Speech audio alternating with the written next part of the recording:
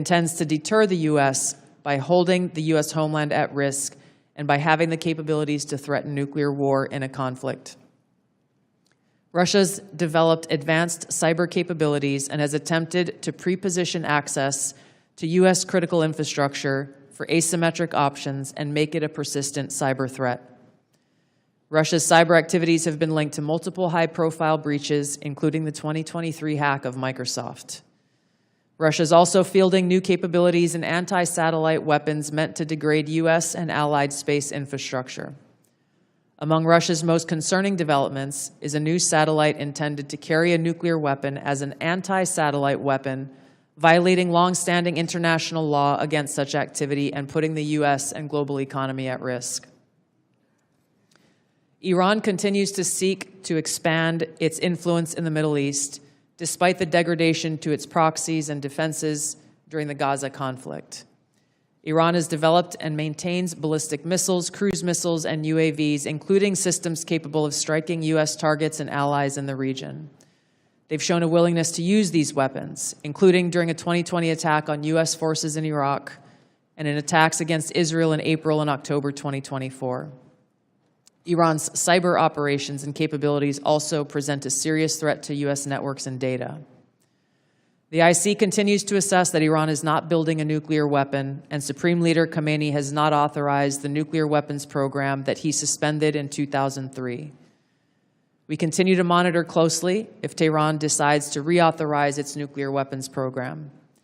In the past year, we've seen an erosion of a decades-long taboo in Iran on discussing nuclear weapons in public, likely emboldening nuclear weapons advocates within Iran's decision-making apparatus. Iran's enriched uranium stockpile is at its highest levels and is unprecedented for a state without nuclear weapons. Iran will likely continue efforts to counter Israel and press for a U.S. military withdrawal from the region by aiding, arming, and helping to reconstitute its loose consortium of like-minded terrorist actors, which it refers to as its axis of resistance. Although weakened, this collection of actors still presents a wide range of threats, including to Israel's population and U.S. forces deployed in Iraq and Syria, as well as U.S. and international military and commercial shipping and transit. North Korean leader Kim Jong-un is pursuing stronger strategic and conventional capabilities that can target U.S. forces and allies in the region, as well as the U.S. homeland, to bolster North Korea's leverage and stature, defend its regime, and achieve at least tacit recognition as a nuclear weapons power. Kim's recently cemented strategic partnership with Russia supports these goals by providing him with greater financial, military, and diplomatic support, reducing its reliance on China, and providing North Korean forces and weapons systems with warfighting experience. Kim views his strategic weapons advances, its deepening ties with Russia, and its economic durability as strengthening his negotiating position against Washington's demands for denuclearization and lessening Kim's need for sanctions relief. Since 2022, China, Russia, Iran, and North Korea have grown closer. Removing the accelerant of the war in Ukraine is unlikely to revert these bilateral relationships to a pre-war 2021 baseline, leaving room for new strategic priorities and world events to create new incentives or challenges to their expanded cooperation. Russia has been a catalyst for much of this expansion, driven heavily by the support it has needed for its war against Ukraine, including protection from U.S. and Western sanctions. In addition to exchange of military and other resource capabilities with North Korea, Russia has relied more heavily on China's financial and defense industry backing and has increased combined military exercises with China. With Iran, Russia has also expanded financial ties to mitigate sanctions. Iran has become a critical military supplier to Russia, especially of UAVs, in exchange for Russian technical support for Iranian weapons, intelligence, and advanced cyber capabilities. The threats that we see to the U.S. to U.S. national security are both complex and multifaceted. In closing, I want to address briefly the signal chat issue that I know many of you are concerned about. The President and National Security Advisor Waltz held a press conference yesterday with a clear message. It was a mistake that a reporter was inadvertently added to a Signal chat with high-level national security principals having a policy discussion about imminent strikes against the Houthis and the effects of the strike. The National Security Advisor has taken full responsibility for this, and the National Security Council is conducting an in-depth review along with technical experts working to determine how this reporter was inadvertently added to this chat. The conversation was candid and sensitive, but as the President National Security Advisor stated, no classified information was shared. There were no sources, methods, locations, or war plans that were shared. This was a standard update to the National Security Cabinet that was provided alongside updates that were given to foreign partners in the region. The Signal Message app comes pre-installed on government devices. In December of 2024, CISA stated, quote, "We strongly urge highly targeted individuals to immediately review and apply best practices provided in the guidance to protect mobile communications, including consistent use of end-to-end encryption." And they named Signal as an app as an example of such an end-to-end encrypted messaging app. Ideally, these conversations occur in person. However, at times, fast-moving coordination of an unclassified nature is necessary where in-person conversation is not an option. I'm also aware that a lawsuit was filed yesterday on this issue. As a result of that pending litigation, I'm limited in my ability to comment further on that specific case. My Office of General Counsel will be in close contact with the Department of Justice on this matter. The most important thing to the American people and to all of us is the success of this military operation against terrorists who have been and continue to attack American service members was extremely successful, thanks to the leadership of President Trump and the actions of our brave men and women in uniform. As the heads of the American people's intelligence community, we will continue to provide the President, you in Congress, and our warfighters with timely, unbiased, relevant intelligence to keep our country secure, free, prosperous, and at peace. Thank you, Mr. Chairman. Thank you, Director Gabbard. We now turn to member questions. I'll recognize myself for 5 minutes. I want to talk about, before I get into the threats, I want to talk about something we've talked about in this committee and in this setting before. We've had IC agency leaders commit to complying with our document requests but not follow through. And I don't know if this is due to direction from previous administration or middle management obstruction, but I find it completely unacceptable. In fact, I had to subpoena the NSA in order to cooperate with our AHI investigation last year. As you all know, it's the charge of this committee to conduct rigorous oversight, and part of that oversight is to occasionally requires us that we request documents from your organizations to enable our investigations. We cannot adequately do our jobs without your partnership and your cooperation. General Hawk and General Cruz, we had this conversation here before last year, and I'm not satisfied with your responsiveness. Therefore, I'm going to ask that question again on the record in this open setting to each of you. Do I have your unequivocal commitment to cooperating with document or other information requests from this committee, General Hawk? You do, Chairman. Thank you, General. Director Patel. You do, Mr. Chairman. Director Gabbard. Yes, Chairman. Director Ratcliffe. Yes, you do, Chairman and Ranking Member. And I want to start by saying it's good to be back. It's good to see you.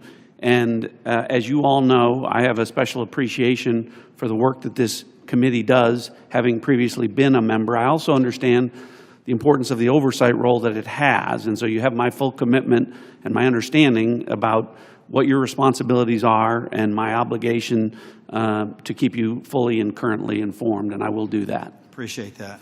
General Cruz. Chairman, of course, you have our continuing support on this critically important effort for the nation. Thank you. I appreciate that. I want to turn now to something that's a topic of conversation and really needs to be, and that's our own neighborhood here in our Western Hemisphere. I mentioned in my opening statement, I'm deeply concerned about encroachment in the Western Hemisphere, not just by China, but other adversaries like Russia and Iran, from Russian military cooperation with and support to Venezuela and Nicaragua, CCP-linked companies, acquisition of critical assets in Central and South America, Iran's defense agreement with Bolivia, the establishment of a technical military cooperation commission including Venezuela, Cuba, China, Russia, and Iran. And I could list several more alarming examples. I'm afraid we focus so much of our attention across the world that we've lost sight of our own neighborhood, leading to the anti-American regimes gaining permanent footholds within striking distance of the homeland. So, Director Gabbard, to the extent that you can discuss it in this setting, what is the intelligence community's assessment of adversary encroachment in the Western Hemisphere? Thank you, Mr. Chairman. We'll be able to go into greater detail in the closed session, but the intelligence community assessment reflects what you have just detailed and outlined. The continued competition, encroachment, and investments that are occurring in the Western Hemisphere have rapidly increased and continue to pose a threat both to our economic interests and to our security. Every day there are new reports of further attempts. One just recently that came up yesterday with investments that are being made in the southeast part of the United States.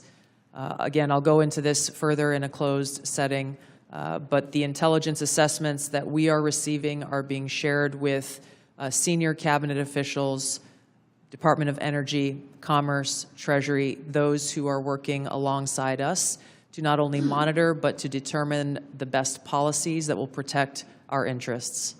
Thank you. I want to turn to Director Patel real quick in the time that I have left. If you can flesh this out for me just a little bit. You indicated something that caught my attention in the proceeding yesterday, and that was your involvement with the Judicial Drug Task Force that you partner with at the state level, and how that has yielded positive results with regard to cartel activity. Can you put a little finer point on that to describe those partnerships in the 53 seconds we have remaining? Yeah, I'll try to be brief. Mr. Chairman, Mr. Vice Chairman, thanks for having us, Ranking Member. My priorities at the FBI have been to partner with state and local law enforcement in ways that we have not done so before, particularly on information sharing, and it's a two-way street. And in order for us to effectuate drug seizures and narcotics interdictions in the 50 states, we treat them as all border states because that's what's happening. We have an American citizen die of a drug overdose every 7 minutes. That is wildly out of control and unacceptable. But the FBI cannot do that mandate and secure the American people from Washington, D.C. So we're putting resources in the field. We are working with our partners at the state and local level. And we are seeing immediate results, as we are seeing in Arkansas, as I outlined yesterday, with hundreds of arrests, thousands of pounds of narcotics seized, dozens of weapons, and multiple indictments. Thank you, Director. I'm going to yield and recognize Ranking Member Himes for 5 minutes. Thank you, Mr. Chairman. If there's something I care as much about as the national security of the United States, it's the powers and prerogatives of this Congress and its oversight duties.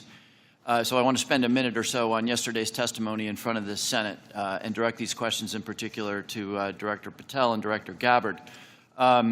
Yesterday, Senator Heinrich asked, did this conversation, referring to the signal chat, include information on weapons, packages, targets, or timing? Director Patel, you said not that I'm aware of. Director Gabbard, you said same answer. This morning we learned that the signal chat included the following update, forward-looking update from the Secretary of Defense. Time now, 11:44 Eastern Time. Weather is favorable. Just confirmed with CENTCOM. We are go for mission launch. 12:15 Eastern Time. F-18 launch. First strike package.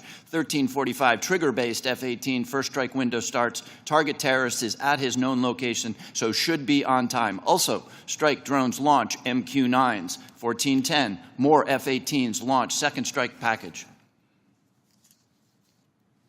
Do either of the directors want to reflect on their testimony yesterday in the context of what I just read? Sure. One, I was not on that signal chat. Two, I have not reviewed it. And three, as you just indicated, that was made public this morning. But, Director, you didn't, prior to yesterday's Senate, you were on the signal chat, correct? No. Okay, but did you review the material on the signal chat? No, I wasn't on it. Director Gabbard?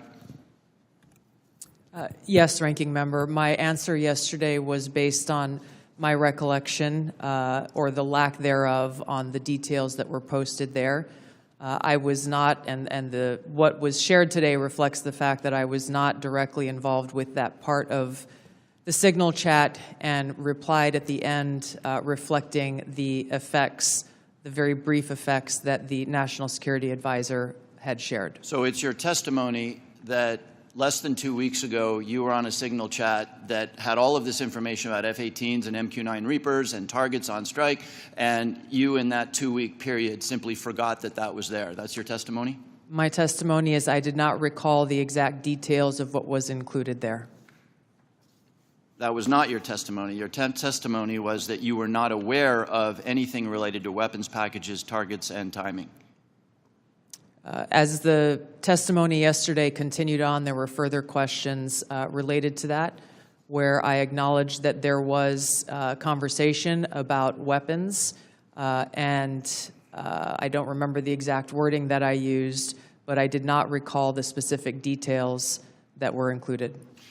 Director Gabbard, you've reasserted that there was no classified information. I think we can all agree that that information shouldn't have been out there. But let me ask you this. Are you familiar with the ODNI's classification guidance? I'm familiar with it. I've actually got a copy right here.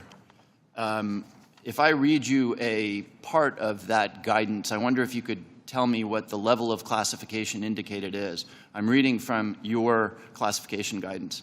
And the criteria is information providing indication or advance warning that the U.S. or its allies are preparing an attack. Do you recall what your own guidance would suggest that that be classified? I don't have the specifics in front of me, but it would point to what was shared would fall under the DoD's classification system and the Secretary of Defense's authority. So let me help you, because there's a very clear answer. And what is not. I guess you don't have it, but information providing, this is the ODNI guidance, information providing indication or advance warning that the U.S. or its allies are preparing an attack should be classified as top secret. Do you disagree with that? I don't disagree with that. I just point out that the DoD classification guidance is separate from the ODNI's classification guidance. Do you think it would be materially different? Ultimately, the Secretary of Defense holds the authority to classify or declassify. Do you think it's likely that DoD guidance is materially different from what I just read? I haven't reviewed the DoD guidance, so I can't comment.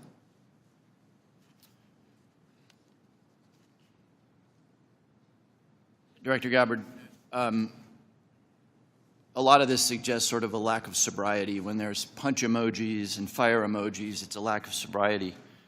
I don't mean that literally. But I have one last question for you, because I think people really listen to what you have to say. You, on March 15th, as DNI, retweeted a post from Ian Miles Chong, who is listed on RT, that's Russia Today's website, as, quote, a political and cultural commentator who has contributed content to RT since at least 2022. Director Gabbard, do you think that it's responsible for you as head of the intelligence community and the principal presidential intelligence advisor to retweet posts from individuals affiliated with Russian state media? That retweet came from my personal account, and I would have to go back to look at the substance of the tweet. Can I, just so that we don't have a lack of confusion amongst our allies and enemies and us, can I act perhaps that you not think that you should be saying one thing on your personal account than you say officially? I maintain my First Amendment rights to be able to express my own personal views on different issues. Thank you. I yield back, Mr. Chairman. Gentleman yields now recognize the distinguished Vice Chairman, General Kelly.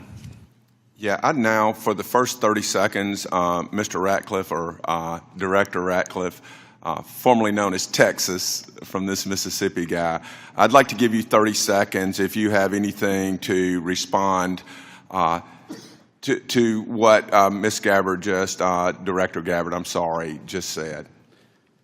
Well, Mississippi, it's good to see you again, and I appreciate the opportunity. You know, there's so much talk about this Atlantic article and about things that were said and that could have happened instead of a focus on what did happen. So my responsibility as CIA director, one of its responsibilities is to kill terrorists. And that's exactly what I did along with President Trump's excellent national security team. That's what we should be focused on. With regard to that article, I also would appreciate the opportunity to relay the fact that yesterday I spent 4 hours answering questions from senators as a result of that article that were intimating that I transmitted classified information because there were hidden messages. Those messages were revealed today and revealed that I did not transmit classified information, and that the reporter, who I don't know, I think intentionally intended it to indicate that. That reporter also indicated that I had released the name of an undercover CIA operative in that signal chain.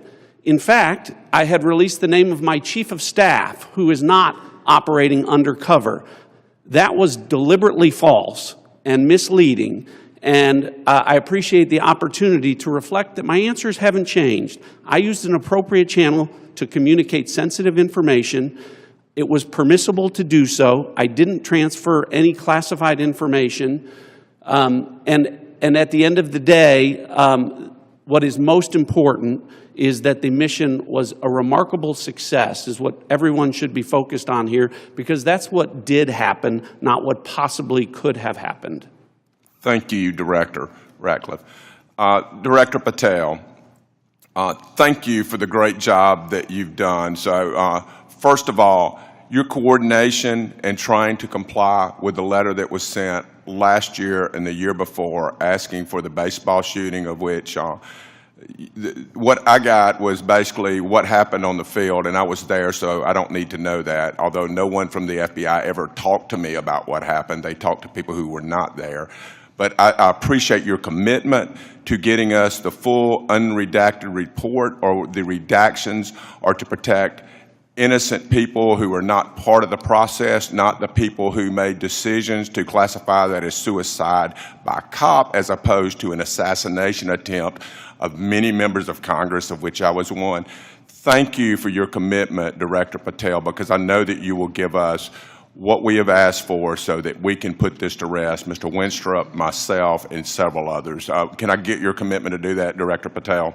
In fact, I just got an update, Mr. Vice Chairman, from my team. You'll have all of those materials to you and your committee by the close of business today, or at the latest tomorrow morning.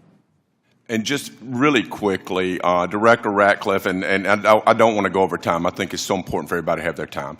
Can you tell me the impact that DOGE has had in causing you to fire people you shouldn't have fired, or release people who are instruments of national security no longer there? Tell me if you've had any impact specifically that DOGE has caused you to lose someone who was necessary for national security. Given the fact that as of this date, no one from DOGE has been on the CIA campus, and I've had no direct communication with DOGE other than conversations with Elon Musk at cabinet meetings, I would say the impact is zero. Director Patel? I'm in a similar situation. We do work with DOGE on government efficiencies, but I have not seen any negative impacts at the FBI. Thank you very much. And Director Gabbard, it's good to see you again, too. I think we were freshmen together, you and I and Director Ratcliffe, and I'm here and you guys are there. Have you seen any impact across the whole IC that DOGE has caused things that you can't respond to? Yeah. Thank you, Congressman. It's great to see you all again here. The answer is no. Similar with Director Ratcliffe, DOGE has not been at ODNI. The President understands the essential national security mission that we have, and we are going through our own internal assessments to ensure we're achieving the effects in an efficient way that is responsible to the American taxpayer. Yield back, Mr. Chairman. Gentleman yields. Mr. Carson. Thank you, Chairman. To the witnesses, many of whom I've worked with in the past, it appears that this year's report omitted any discussion of transnational concerns like global health security, infectious diseases, and the role of conflict, violence, and political instability play as drivers of migration. Coupled with the administration's cuts to USAID and other international assistance, particularly health and humanitarian assistance, won't these reductions and eliminations increase regional instability and volatility in areas already at high risk for threats? Was the IC consulted at all in the decisions to eliminate such critical funding, and why weren't these risks included in this year's report? Thank you for the question, Congressman. The direction that I gave to our National Intelligence Council as they were putting together the annual threat assessment was to focus on the most direct and extreme threats that we face from non-state and state actors. While I acknowledge the factors that you've mentioned create an environment that our operators and intelligence officials need to be aware of, this year's annual threat assessment was really more targeted to focus on the direct threats that we have the ability to affect and impact. Some of those were included here that you mentioned with regard to the effects and impacts of USAID. That assessment has not yet been done, or at least to my knowledge, and was not considered to be included here. Director Patel, this year's assessment, sir, confirms a threat I've worked on for a number of years, domestic extremists, including lone wolves, white nationalists motivated by racial or anti-government grievances, even religious grievances. Mr. Director, a few yes or no questions. Do you, sir, agree that these domestic threats must be addressed as thoroughly as foreign extremists? All threats like that will be treated equally, yes, sir. Is it true, sir, you moved personnel out of the FBI section responsible for countering domestic violent extremists? I don't believe I did that. Is it true, sir, that you've discussed disbanding this section? I don't believe I've done that. Will you pledge today, sir, not to disband this critical section?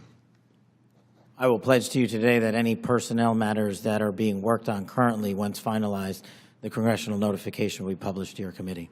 Mr. Chairman, I yield back.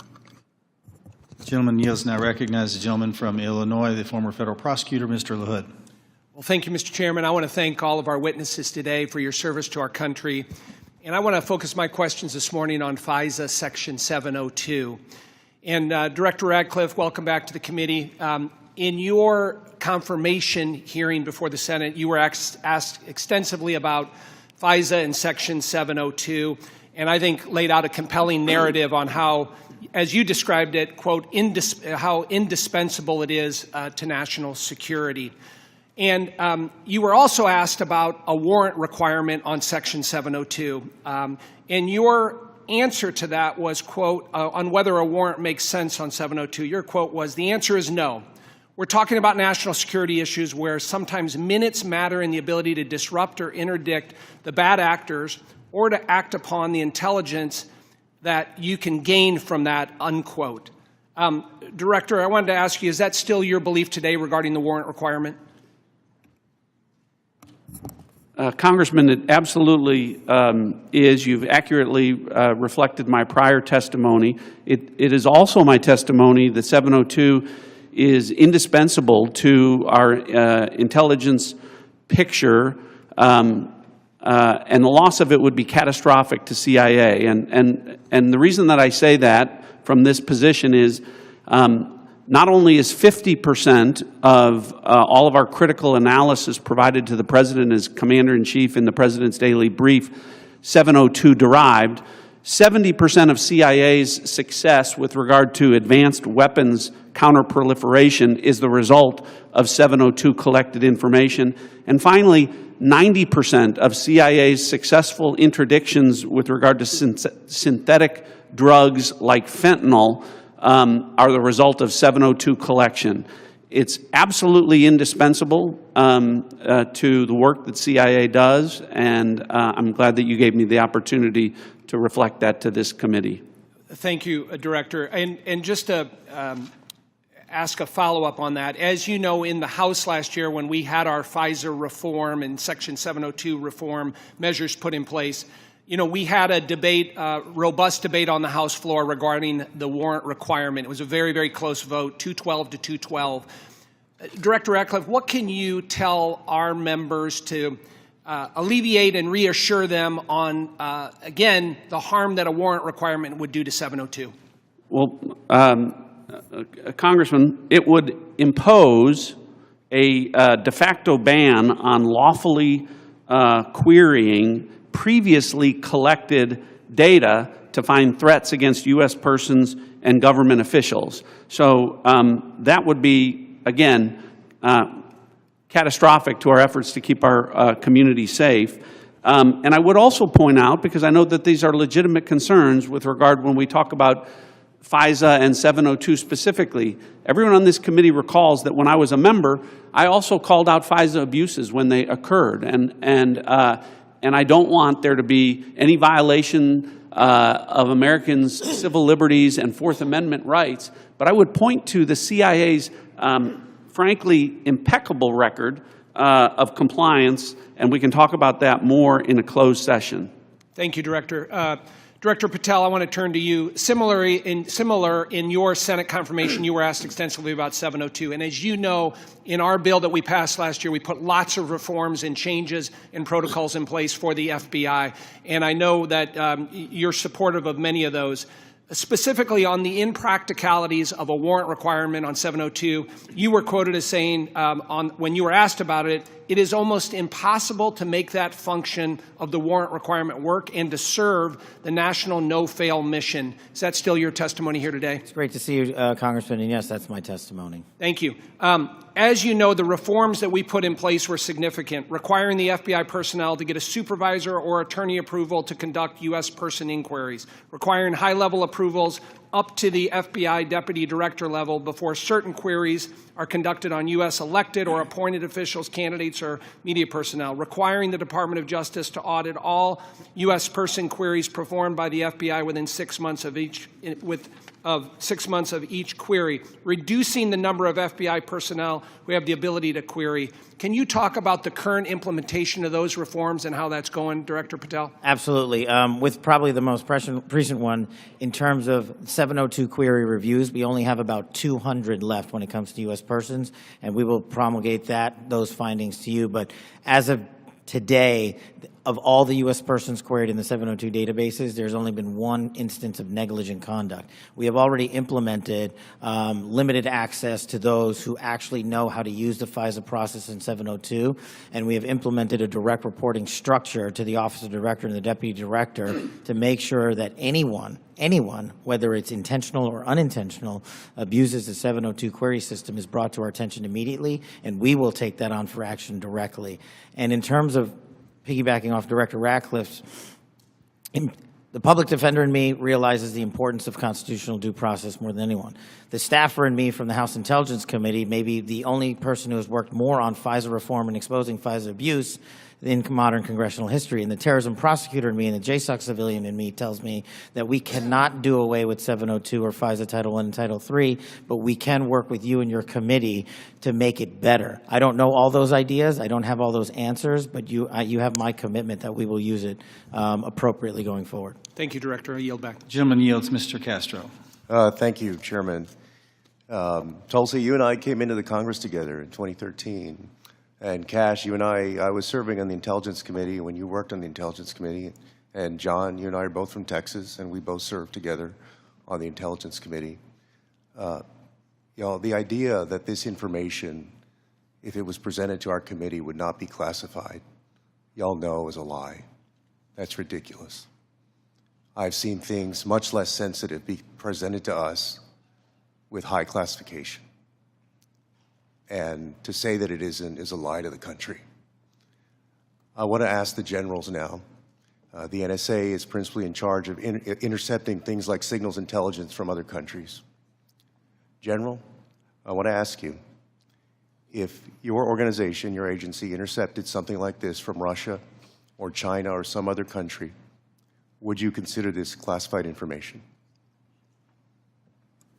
Representative, we would be classifying based off of our sources and methods. So those would be the things that, in terms of how we process, how we would be able to obtain the information and how we'd report it, we would classify based off of our source and method. So if you knew that the Secretary of Defense and the National Security Advisor of Russia or China and the head of the Foreign Ministry and all of the folks who were associated with that signal chain, if you intercepted that information, General, would you consider it classified? So it would be classified based off of our collections. So the NSA would classify it, would based determine off it as classified. the protection of our own source and method, not necessarily based off the content, but how we collected that information. But it would be classified. Well, we certainly wouldn't be collecting on a U.S. person conversation. No, I understand. I'm You're saying but if you did your job and collected it from the Russian Foreign Ministry and the National Security Advisor and the Secretary of Defense and the President's Chief Advisor, there is no way, having sat on this committee for 9 years, that somebody would come in with that information and give us something that says, unclassified, you can walk out of this room with this information and give it to whomever you want. You know, with all respect, you and I worked on the committee at the same time. Tulsi, you and I came in together. I've never had an issue of beef with you. John, you and I are both from Texas. Y'all know that's a lie. It's a lie to the country. I want to ask about the Alien Enemies Act really quick while I have time. The President has used the Alien Enemies Act, a wartime authority last used to detain German and Japanese nationals during World War II, to summarily deport people accused of being members of the Venezuelan gang Tren de Agua. To invoke this law, the President must demonstrate that the United States is under invasion by a foreign nation or government. They have alleged that we are under invasion by the Venezuelan government. The idea that we are at war with Venezuela would come as a surprise to most Americans. The unclassified version of the annual threat assessment the intelligence community just released makes no mention of any invasion or war that we are fighting with the nation of Venezuela. You would think our nation being at war would merit at least a small reference in this threat assessment. And Director Ratcliffe, does the intelligence community assess that we are currently at war or being invaded by the nation of Venezuela? We have no assessment that says that. Thank you. In invoking the law, the President alleged that Tren de Agua is, quote, undertaking hostile actions against the U.S. at the direction, clandestine or otherwise, of the Maduro regime in Venezuela. Director Gabbard, does the intelligence community assess that the Venezuelan government is directing Tren de Agua's hostile actions against the United States? There are varied assessments that came from different intelligence community elements. I'll defer to Director Patel to speak specifically to the FBI assessment. But let me ask you, so you're saying there are conflicting assessments that have come from the IC? That's correct. Okay, thank you. We'll take it up in closed session. All right. You know, your threat assessment makes issue of, highlights fentanyl trafficking as a top threat to the United States, yet support for law enforcement cooperation with Mexico has been put on hold, and there's been a threat of invasion to Mexico by the United States. You assess that Russia's advanced cyber capabilities make it a persistent counterintelligence cyber threat, yet the administration shut down the unit at the Cybersecurity Infrastructure Agency tasked with stopping Russian cyber attacks. There are so many other ways that the actions of this administration have contradicted this threat assessment, and the administration is making the world and the United States more dangerous. I yield back. The gentleman yields. The gentleman from Pennsylvania, Mr. Fitzpatrick. Thank you, Chairman Crawford. Thank you to all of our witnesses for being here. I look forward to working with each and every one of you to keep our country and our planet safe. I wanted to carry on the topic of Section 702 reauthorization. Representative LaHood and I did a lot of work on this over the past 2 years. As you all know, last Congress, this committee worked in a bipartisan manner to advance the reauthorization of what most of us, if not all, deem to be our country's single and most important national security tool. The result was what was titled the Reforming Intelligence and Securing America Act, which not only reauthorized Section 702, but equally important, it provided necessary reforms to our intelligence community in an effort to address past abuses. This was the largest single reform of the FBI and the IC in a generation, making sure that there are appropriate compliance guardrails that enhance accountability while still protecting the critical tools necessary for our nation's security.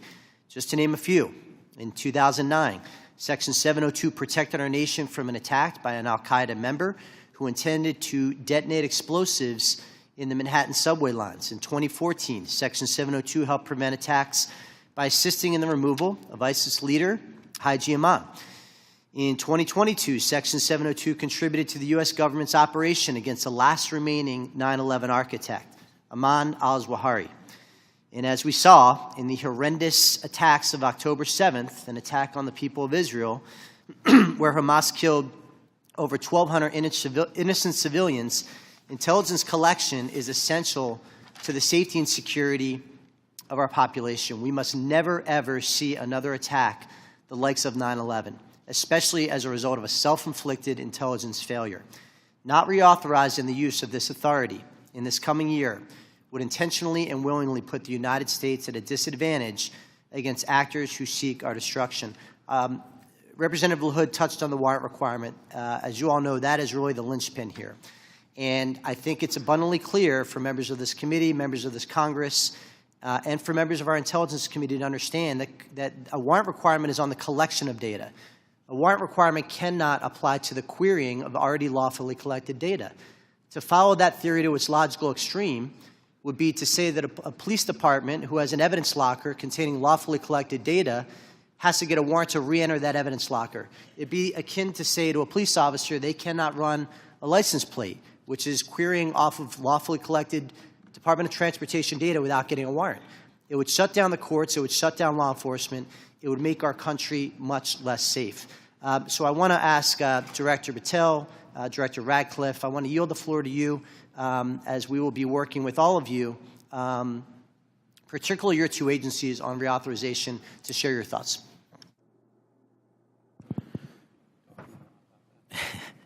So it's great to see you, sir, and thanks for the question. Look, on 702, just to flesh out some of the more specific operational use that I have, it which specifically relates to what you just said. When I was a terrorism prosecutor, we used 702 directly to prevent a shopping mall in Houston from being blown up. We used 702 collection directly to prevent an attack on the state capitol in the state of California.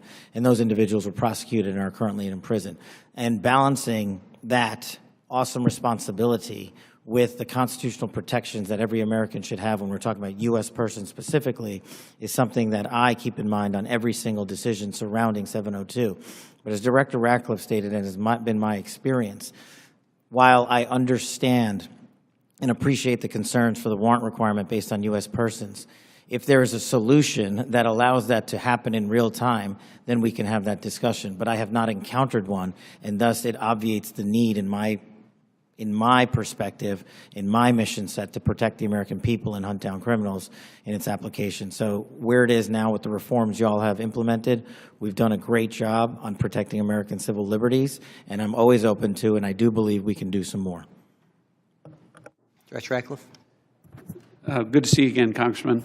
I agree with Director Patel's comments with regard to that. I'll start out by saying, obviously in this role, I'm not a policymaker, but at the appropriate time, when this comes up for renewal, I think I made it clear and will make it clear from the CIA's perspective the indispensability of 702 as a tool to providing the Commander-in-Chief an accurate picture of the threat environment. You mentioned some examples of 702 success. When we get into the classified session later this afternoon, I have some further examples of 702 success that we can talk about, and I think that reflects my position. Thank you all. I yield back. The gentleman yields. Mr. Krishnamurthy. Good morning. Thank you, Mr. Chair, and thank you to our witnesses for coming. Thank you for your service. Director Gabbard, you said no classified information was included in the signal chat, correct? That's correct. And President Trump also said there was no classified information in the signal chat, and Secretary Hegseth said nobody was texting war plans. There was absolutely no classified info in that chat. Lieutenant General Cruz, I'd like to talk to you about a couple things real quick. Executive Order 13526, Section 1.4a. This is the Trump administration's executive order with regard to classified information. It says, information shall be classified if its unauthorized disclosure could reasonably be expected to cause damage to national security, including military plans, weapon systems, or operations. You don't disagree that that's accurately quoted, right? That's an accurate quote from the executive order. And DOD 5200.01, this is the DOD's manual on classification says, quote, information shall be classified if its unauthorized disclosure could reasonably be expected to cause describable damage to national security. This includes military plans, weapon systems, or operations. You don't disagree that I quoted that accurately, right? That's also an accurate quote. Can I show you I'd like to show you the text that Secretary Hegseth actually published to the world. Now, Lieutenant General Cruz, as Ranking Member Himes said, it says, time now, weather is favorable, just confirmed with CENTCOM we are a go for mission launch. Then it says at 12:15 Eastern, F-18s launch first strike package. F-18s are military systems, correct? Weapon systems. They are. Okay. 13:45, trigger-based F-18 first strike window starts. Target terrorist is at his known location, so should be on time. Also, strike drones launch, MQ-9s. MQ-9s is a weapon system, correct? They are. Okay.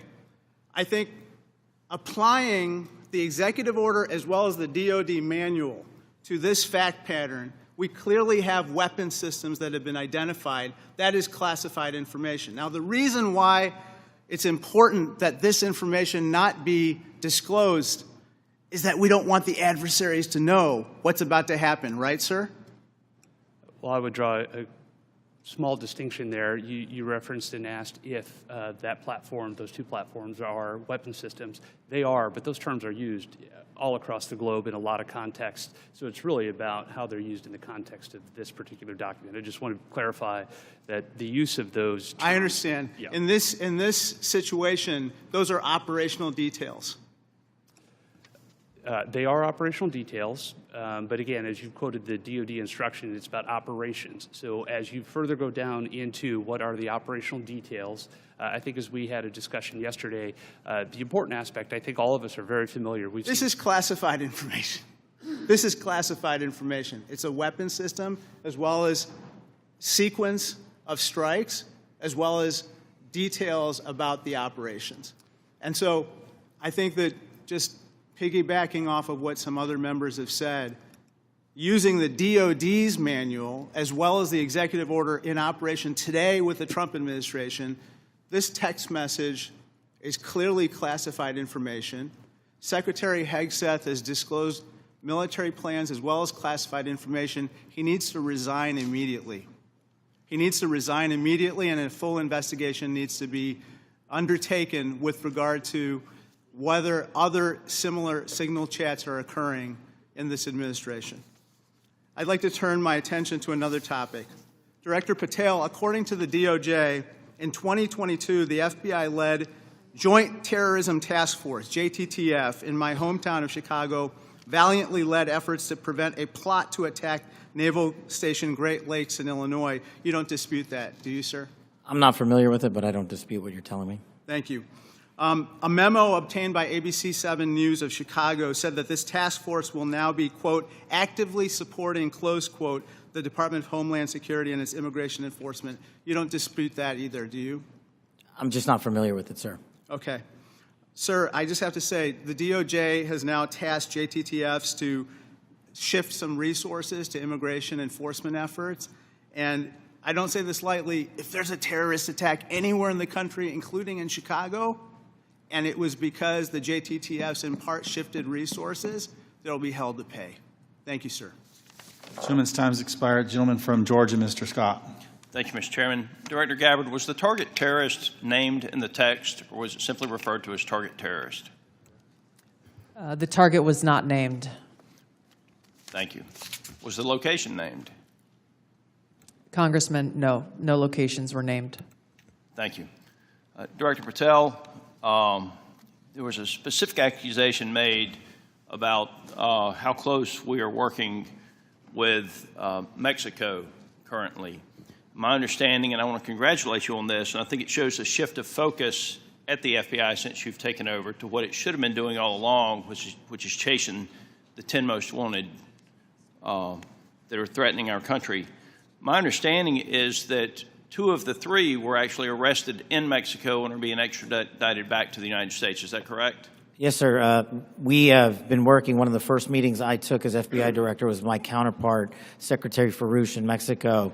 And subsequent to that, we have repaid or extradited or expelled from Mexico 2 top 10 of the FBI's most wanted list and 33 other criminals. Well, it sounds to me like we're working closer with them today than we have in the last several years, and that the focus of the FBI has shifted to actually protecting American citizens instead of arresting pro-life protesters. Our mission is to find violent criminals wherever they are, and if they're in Mexico, we're going to get them.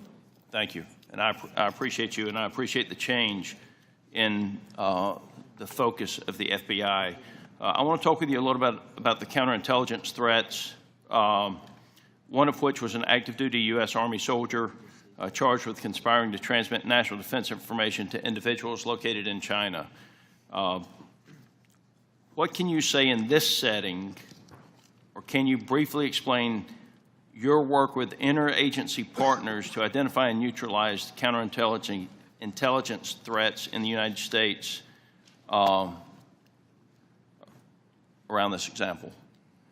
For me, sir? Yes, sir. So generally speaking, on counterintelligence and countering espionage, whether it's from adversaries like the CCP, Russia, Iran, or otherwise, we have prioritized them as an equally violent criminal enterprise seeking to do harm to our critical infrastructure and also to exploit and steal our data, whether it's government or private personnel. And so we have expanded our resources into them and working with the interagency to make it a priority. Okay, thank you. I want to move on to the issue of the threshold of parole under the previous administration and the number of illegal immigrants that have come into this country, including people with known membership in terrorist groups. For those individuals that pose a risk and that we have captured and are being deported, are we sharing the biometric and biographic information with our allies to mitigate their ability to relocate or operate abroad? What we are doing at the FBI is sharing the information we're allowed to with our Five Eye partners, and then on an individual basis, we are trying to share information with other partners who deemed individuals that they find of consequence. Okay. As you move further into your position, if you have additional recommendations on how we better share information, please let us know. Yes, sir. Director Ratcliffe, China's influence on the Panama Canal has increased since 2017. Panama became the first Latin American country to sign on to China's Belt and Road Initiative. Can you talk about not just China embedding itself into the various canal-related sectors and operations, but what other areas in Central and South America have China and others increased their presence, and what examples concern you the most? Thanks, Congressman. Appreciate the question. I do want to comment. The question before about cooperation with Mexico, it's really across the IC. When Mexico's Secretary General Omar Harfouch, head of Mexican security, was here, he not only met with Director Patel, he met with Director Gabbard, and he met with me. So we have been working on that, again, to the benefit of both our countries. To your point, the PRC throughout Central and South America continues to attempt to use its soft power to gain a foothold. They use direct aid to countries that need it. They also provide funding to universities to get a foothold to create influence. And you mentioned the Panama Canal, and you've seen the diplomatic efforts of the administration to address that and push back on PRC ownership of the canal locks. But that ties into what the IC is doing. In these instances, it's important for us, Congressman, to the best way we can operate is to provide intelligence to countries in Central and South America, to provide them with briefings, which we do, to provide them with tailored analysis of our intelligence about how China is manipulating them, about how China is hacking them, the things that China is doing to gain a foothold, and Russia and Iran throughout that area. So the CIA is very much focused on that. Gentleman's time's expired. Mr. Crow. Thank you, Chairman. General Hawk, the NSA recently warned its employees not to use the Signal app. Is that correct?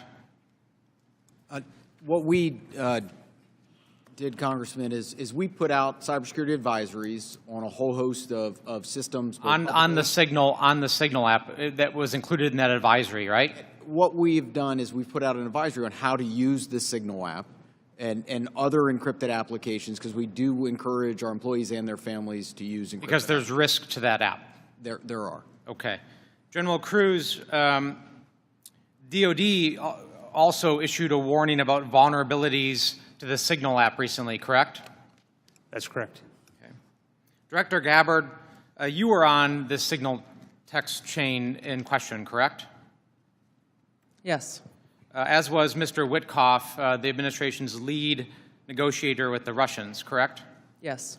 And at the time, Mr. Witkoff was actually in Russia during this chat discussion, was he not? I was not aware of that.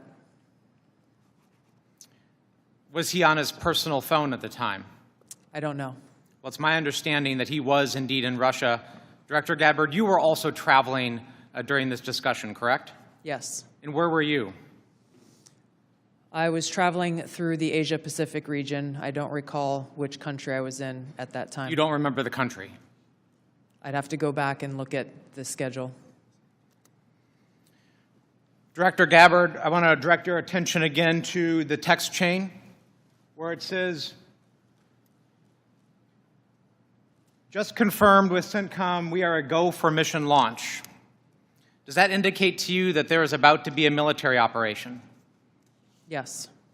Director Gabbard, earlier in this hearing, we heard about the DOD's classification standards. I want to now turn my attention to your classification standards. You're the Director of National Intelligence. The Office of the Director of National Intelligence classification guide says, quote, information providing indication or advance warning that the U.S. or its allies are preparing for an attack, end quote, is to be classified as top secret. Are you familiar with that? Yes. Director Gabbard, have the Houthis indicated an ability to shoot down American aircraft? Yes. They have in fact done so, haven't they? Yes. Including MQ-9 Reapers, haven't they? That's correct. And that was one of the systems used in the attack recently that's the subject of this discussion, is it not? Correct. General Cruz, are you familiar with this system? I'm not wearing my glasses at the moment, but... Well, I'll help you out. This is an SA-3 anti-aircraft system. Correct. Are you familiar with this next system? I am. What is it?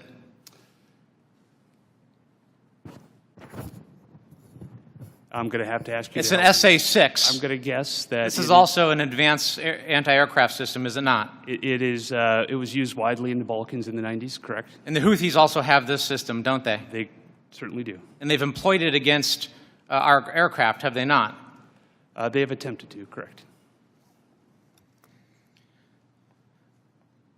I spent my life in service to this country. I deployed 3 times to combat in service to this nation. I learned in that time in service that responsibility is core to leadership. You accept responsibility when things go wrong. You admit mistakes. You set the standard from the very top. It is completely outrageous to me that the administration officials come before us today with impunity, no acceptance of responsibility, excuse after excuse after excuse, while we send our men and women downrange to do incredibly difficult, incredibly dangerous things on our behalf. And yet, nobody is willing to come to us and say this was wrong. This was a breach of security and we won't do it again. It is outrageous and it is a leadership failure, and that's why Secretary Hegseth, who undoubtedly transmitted classified, sensitive operational information via this chain, must resign immediately. There can be no fixes, there can be no corrections until there is accountability, and I'm calling on the administration to move forward with accountability. I yield back. Gentleman yields. Gentleman from Texas, Mr.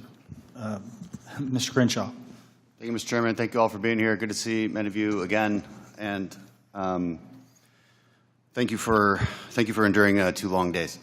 I will note I always use fire emojis when I see terrorists getting killed. And I want to talk about cartels. This is a subject that is near and dear to my heart. I've been investigating it thoroughly for the last couple of years, and I'm glad to see that it's mentioned in all of your opening statements. I mentioned it at the very beginning of the threat assessment. There's a lot to work on here. One of our task force, we had a cartel task force in Congress. One of our key findings was that there needs to be a centralized, maybe call it authority or maybe call it office, maybe call it cartel czar within the administration that actually coordinates all the very different aspects of fighting this battle. Has anything like that been talked about? I'll go to you, Director Gabbard. Thank you, Congressman. It's good to see you again. This is very much central to the conversations and planning and execution of the President's focus on targeting the cartels and the threats that they pose to the American people. Homeland security task forces are being set up that include across the government integration. I can speak from my standpoint from the intelligence community, and our National Counterterrorism Center is leaning heavily forward into gathering and consolidating and integrating the intelligence that comes from DEA and others who've been working this issue for a while to make it so that it can be shared and integrated through the federal, state, and local law enforcement equities who are going after this problem. Yeah, we'll talk a lot more about that exact thing in closed session, but at a higher level, our recommendation is there needs to be someone at a much higher level that coordinates state, DOD, CIA, FBI, Homeland. It's a massive problem, one I'm all too familiar with. Director Patel, the FBI is tasked with working foreign corruption charges. In the past administration, the FBI told me they actually don't focus on Mexico very much. Because now, in their defense, they say the reason is because they won't get anything out of it, because they don't have a cooperative government to work with. I think a lot has changed. Do I have your commitment that we will at least start following up on those, because the judiciary system in Mexico is a key component in our failures to address the cartels? You do, Congressman. Apologies for not getting back to you sooner. You're good. I appreciate it. I also want to ask you that the FBI has disrupted an alarming number of terrorist attacks in the last year, last 2 years. Great on the FBI for doing that. I don't think many Americans realize how good the FBI has been at this. But this also gets to the conversation earlier about FISA 702. One of the main arguments I wanted to argue with my colleagues on this was when you have a warrant process for the query, what you will fail to do is connect the dots between the domestic and the international threat, and those connections are there, as we see all the time. Would you agree with that? That we need to maintain that process in a responsible way, of course. I do, sir. I appreciate that. Director Gabbard, in my remaining time, I want to ask you, because of my, and this may go to our General Cruz as well. Because of my work on energy and commerce, we have an issue there with broadband spectrum auctions, and of course this affects our intelligence community in a very large way, and our DoD. Getting right to the question here, how much, if any, spectrum can the DoD give up without having a significant effect on the administration's prioritization of lethality and deterrence? I'll defer to General Cruz, specific to DOD. I certainly wouldn't want to speak for all of DOD, and I think the committee is already in a fantastic conversation with the DOD on that issue. But broadly, what I would say is DOD has laid out the portions of the spectrum that it believes for both operational capabilities, and in closed session, I am more than happy to walk you through from the intelligence portion of the mission that we do. There are two different portions of the spectrum. We often talk about one, but not the other, and in closed session, I'd be more than happy to tell you why the other portion of the spectrum is important to national security. Sure, and the details are obviously classified, but we can talk about X and S spectrums and get a better idea for the public about, because the public would benefit from telecom having the ability to use some of these. When we look at 5G networks, 6G networks, so it's a conversation that we need to have and a much longer time to do so, which I've run out of. So I yield back. Thank you. Gentleman yields. Dr. Barra. Thank you, Mr. Chairman. You know, I associate myself with the comments of my colleague, Congressman Crow. I'm deeply disappointed in how we're handling this breach of protocol and so forth. You know, every year at the beginning of Congress, we take an oath to office.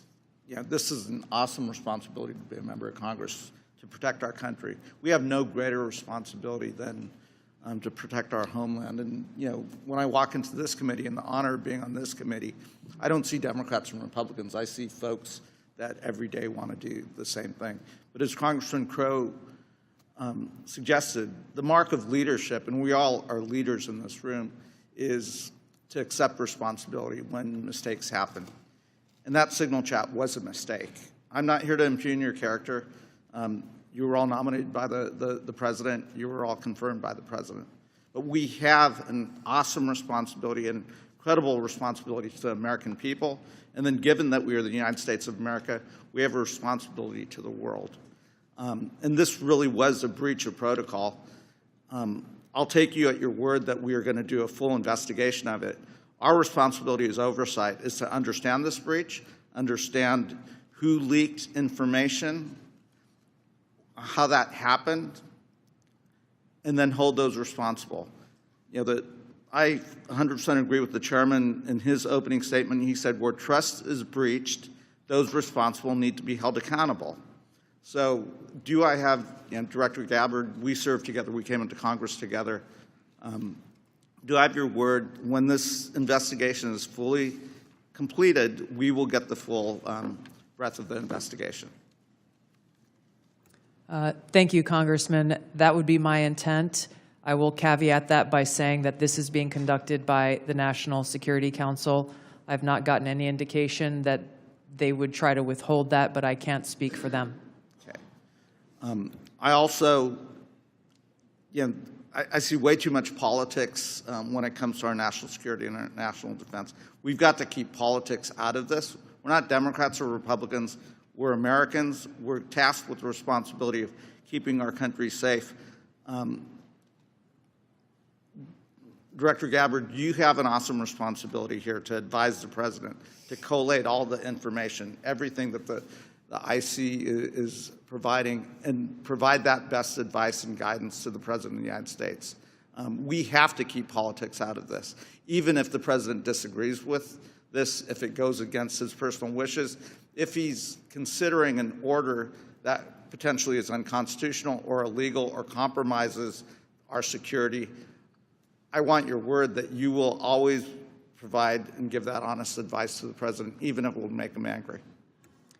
Thank you, Congressman. I appreciate the question because, as you said, I do take this responsibility very seriously. And it was my commitment to the President, to the Senate, the American people, that as the Director of National Intelligence, I will ensure to provide the President and all of you as policymakers with that unbiased, relevant, and timely intelligence.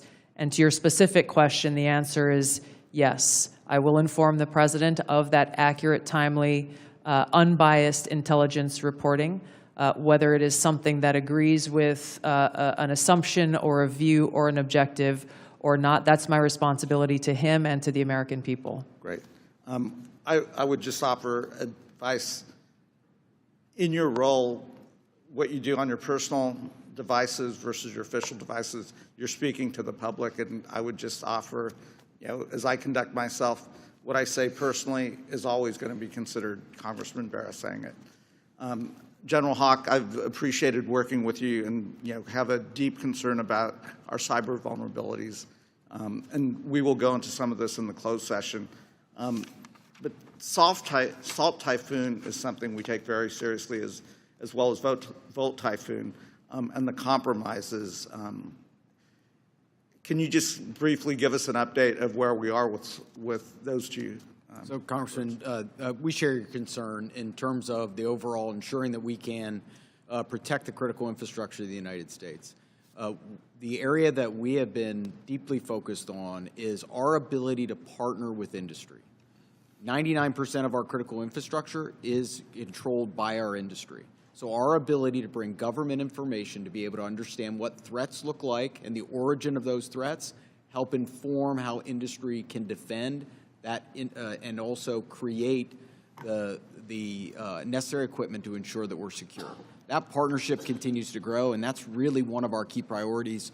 And I'll be able to go in closed session into more detail about the specific actions we've done together as an interagency with our industry teammates. Right, thank you. I yield back. Gentleman yields. A gentleman from Pennsylvania, General Perry. Thank you, Mr. Chairman. Thank you, ladies and gentlemen, for your attendance and your service to national security for our country. I'm going to start with Director Patel and then go to Director Gabbard.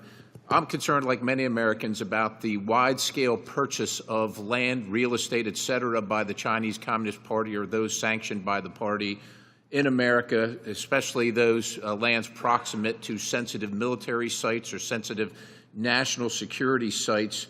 Director Patel, I think we can all understand that that could lead to the ease of nefarious activities of numerous sorts.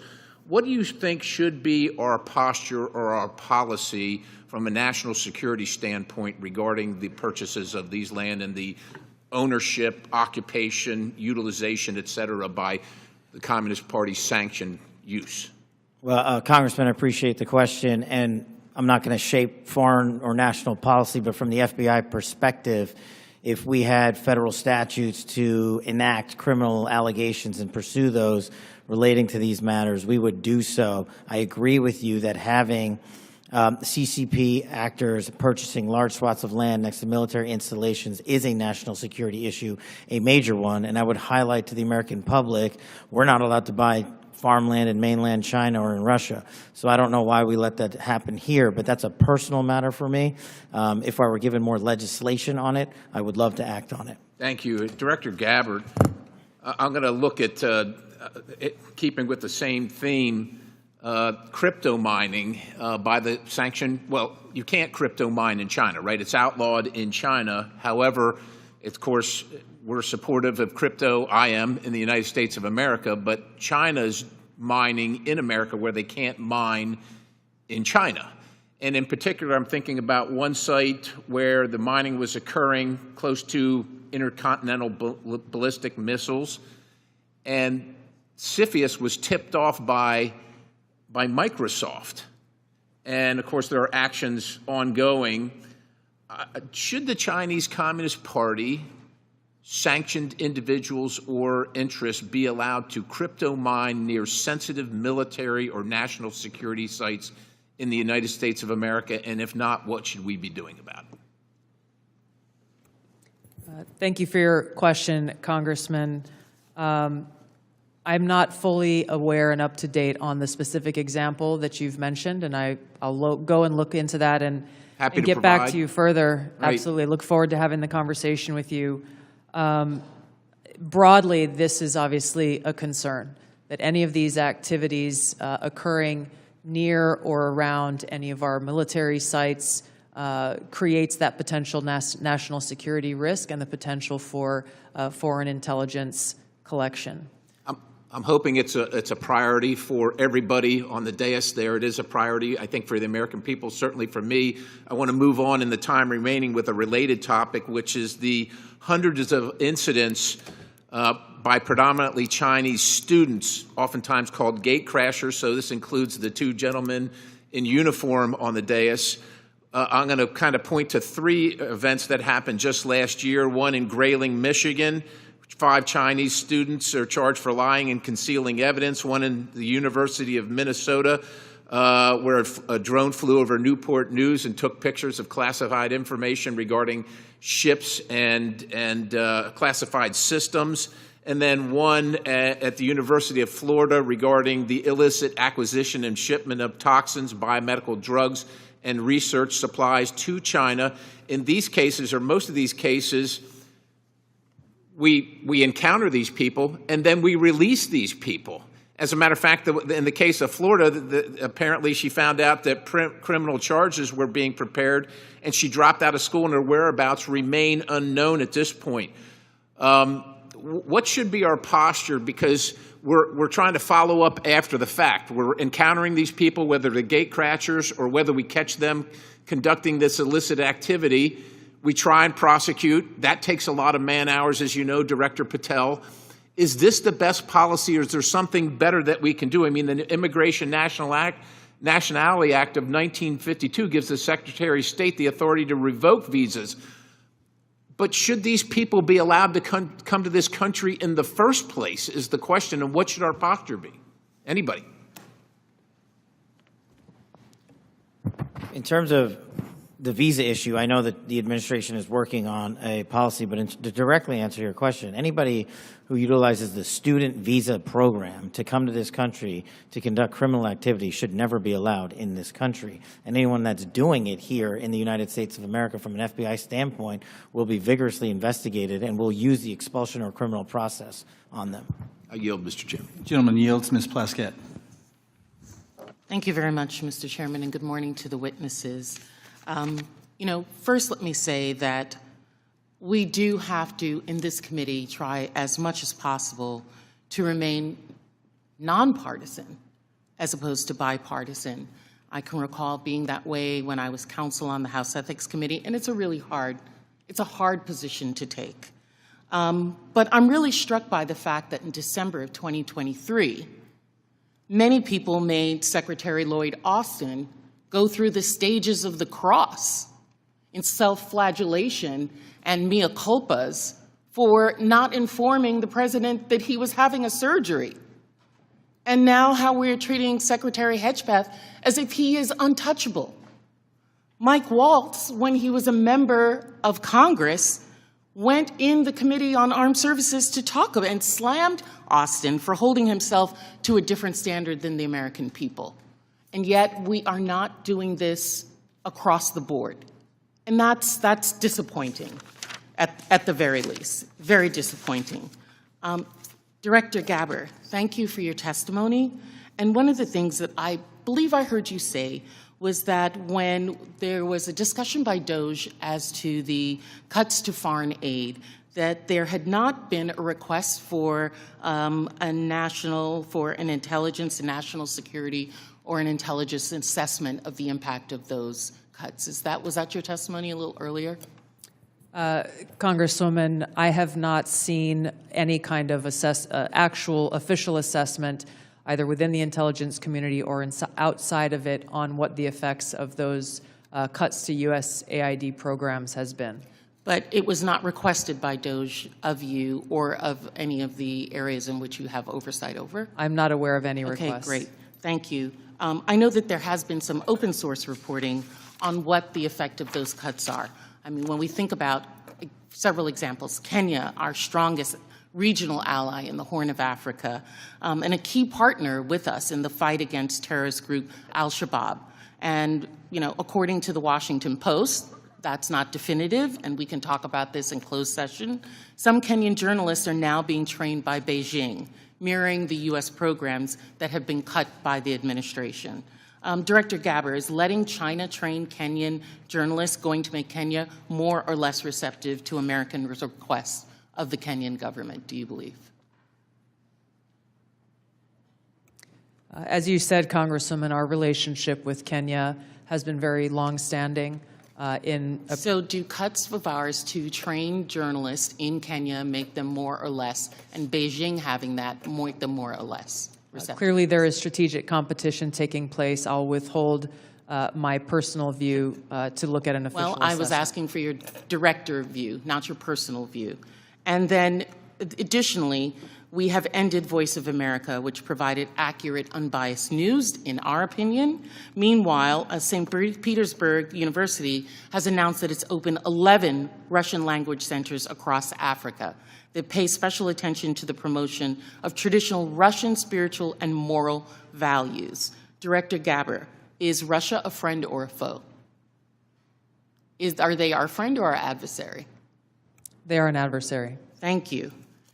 I believe that this reckless cuts make terrorism and our influence in Africa, which is on the front lines of terrorism, a real threat to us, and we need to be careful of it.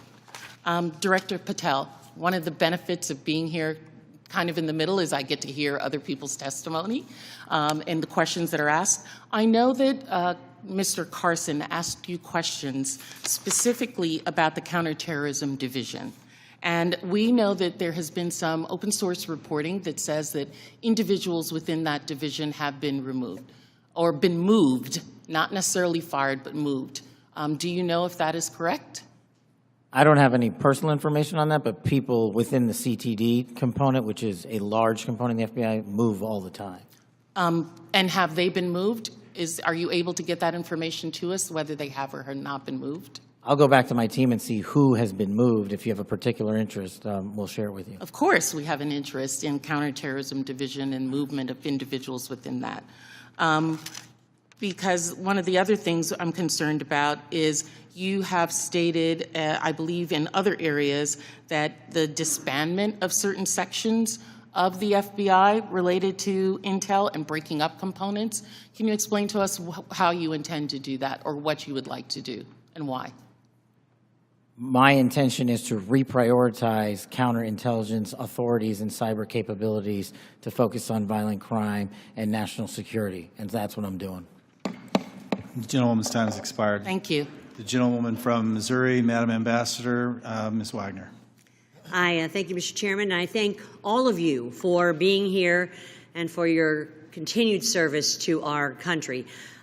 Director Ratcliffe, you have repeatedly stated that China is our top national security threat, and I agree. What was the biggest gap in intelligence collection toward China during the previous administration? Good to see you, Congresswoman. I think our collection against China as a hard target in the prior administration was lacking in several areas. I would say primarily in human collection, and also with regard to the processing of open source information relating to China. I think part of that relates, Congresswoman, to the policies of the prior administration about treating China as a pacing competitor, I think was the word, as opposed to an adversary. So one of the things in my focus as CIA director, which carried over from my time as DNI, in seeing all of our intelligence, seeing that China is our greatest geopolitical threat, and focusing the CIA specifically more directly in all areas of our collection on China as a hard target. Well, and I'm grateful to hear you say the words open source. So as I hope that all of you may be aware, I am honored to be the chair of the new Open Source Intelligence Subcommittee for HPSI. It is the first time this committee has focused specifically on an intelligence discipline, I'll say.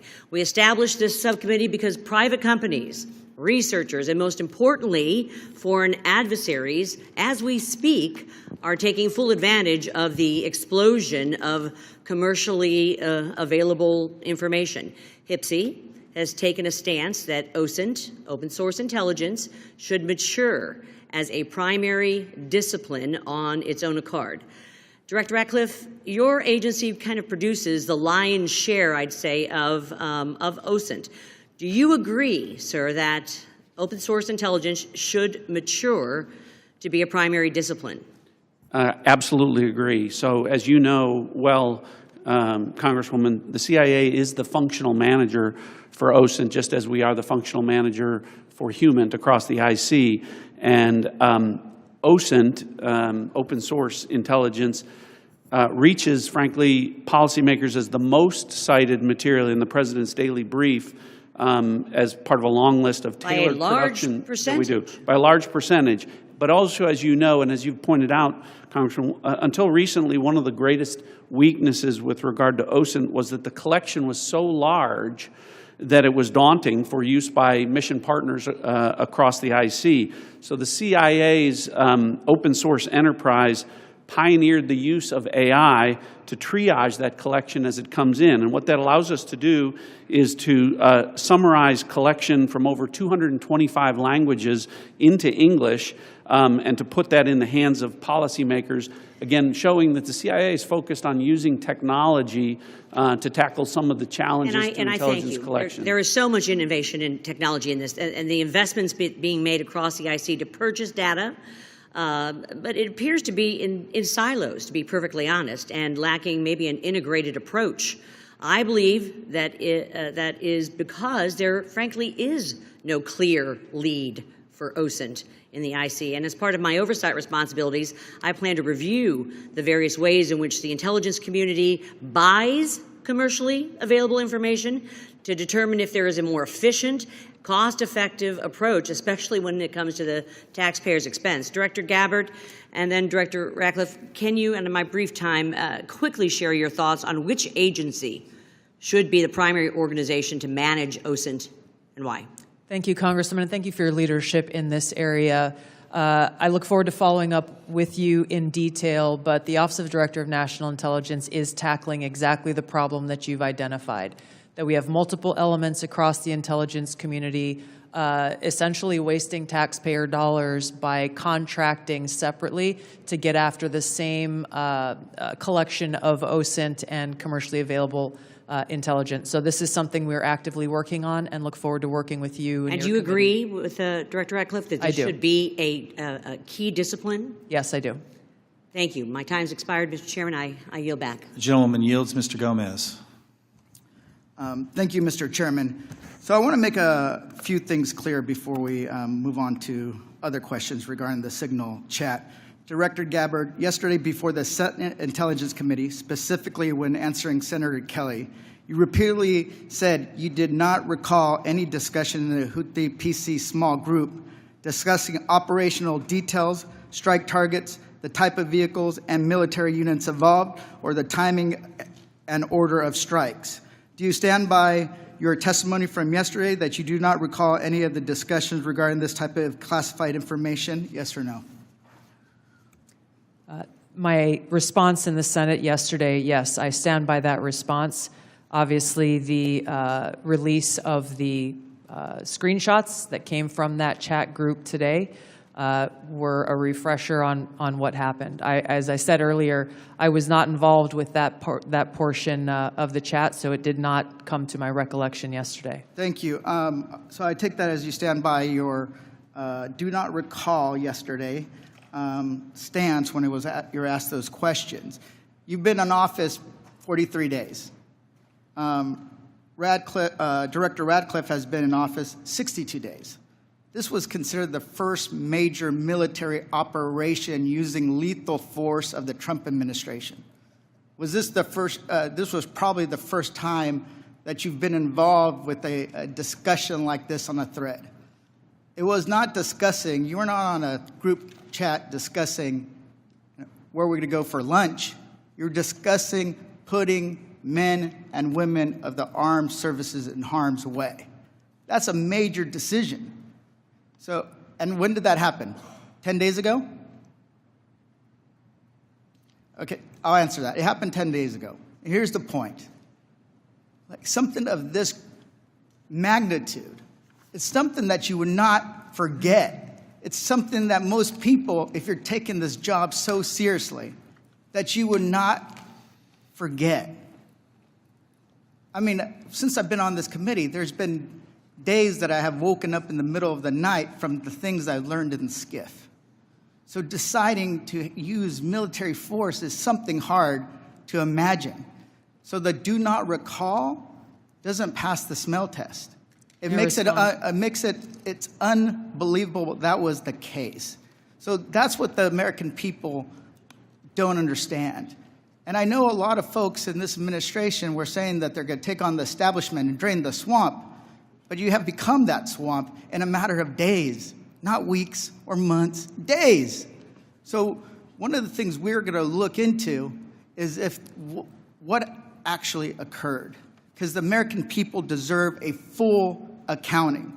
Additionally, the main person who was involved in this thread that a lot of people want to talk to is Secretary of Defense Hegseth. And a lot of questions were brought up regarding his drinking habits in his confirmation hearing. To your knowledge, do you know whether Pete Hegseth had been drinking before he leaked classified information? I don't have any knowledge of Secretary Hegseth's personal habits. Director Ratcliffe, same question.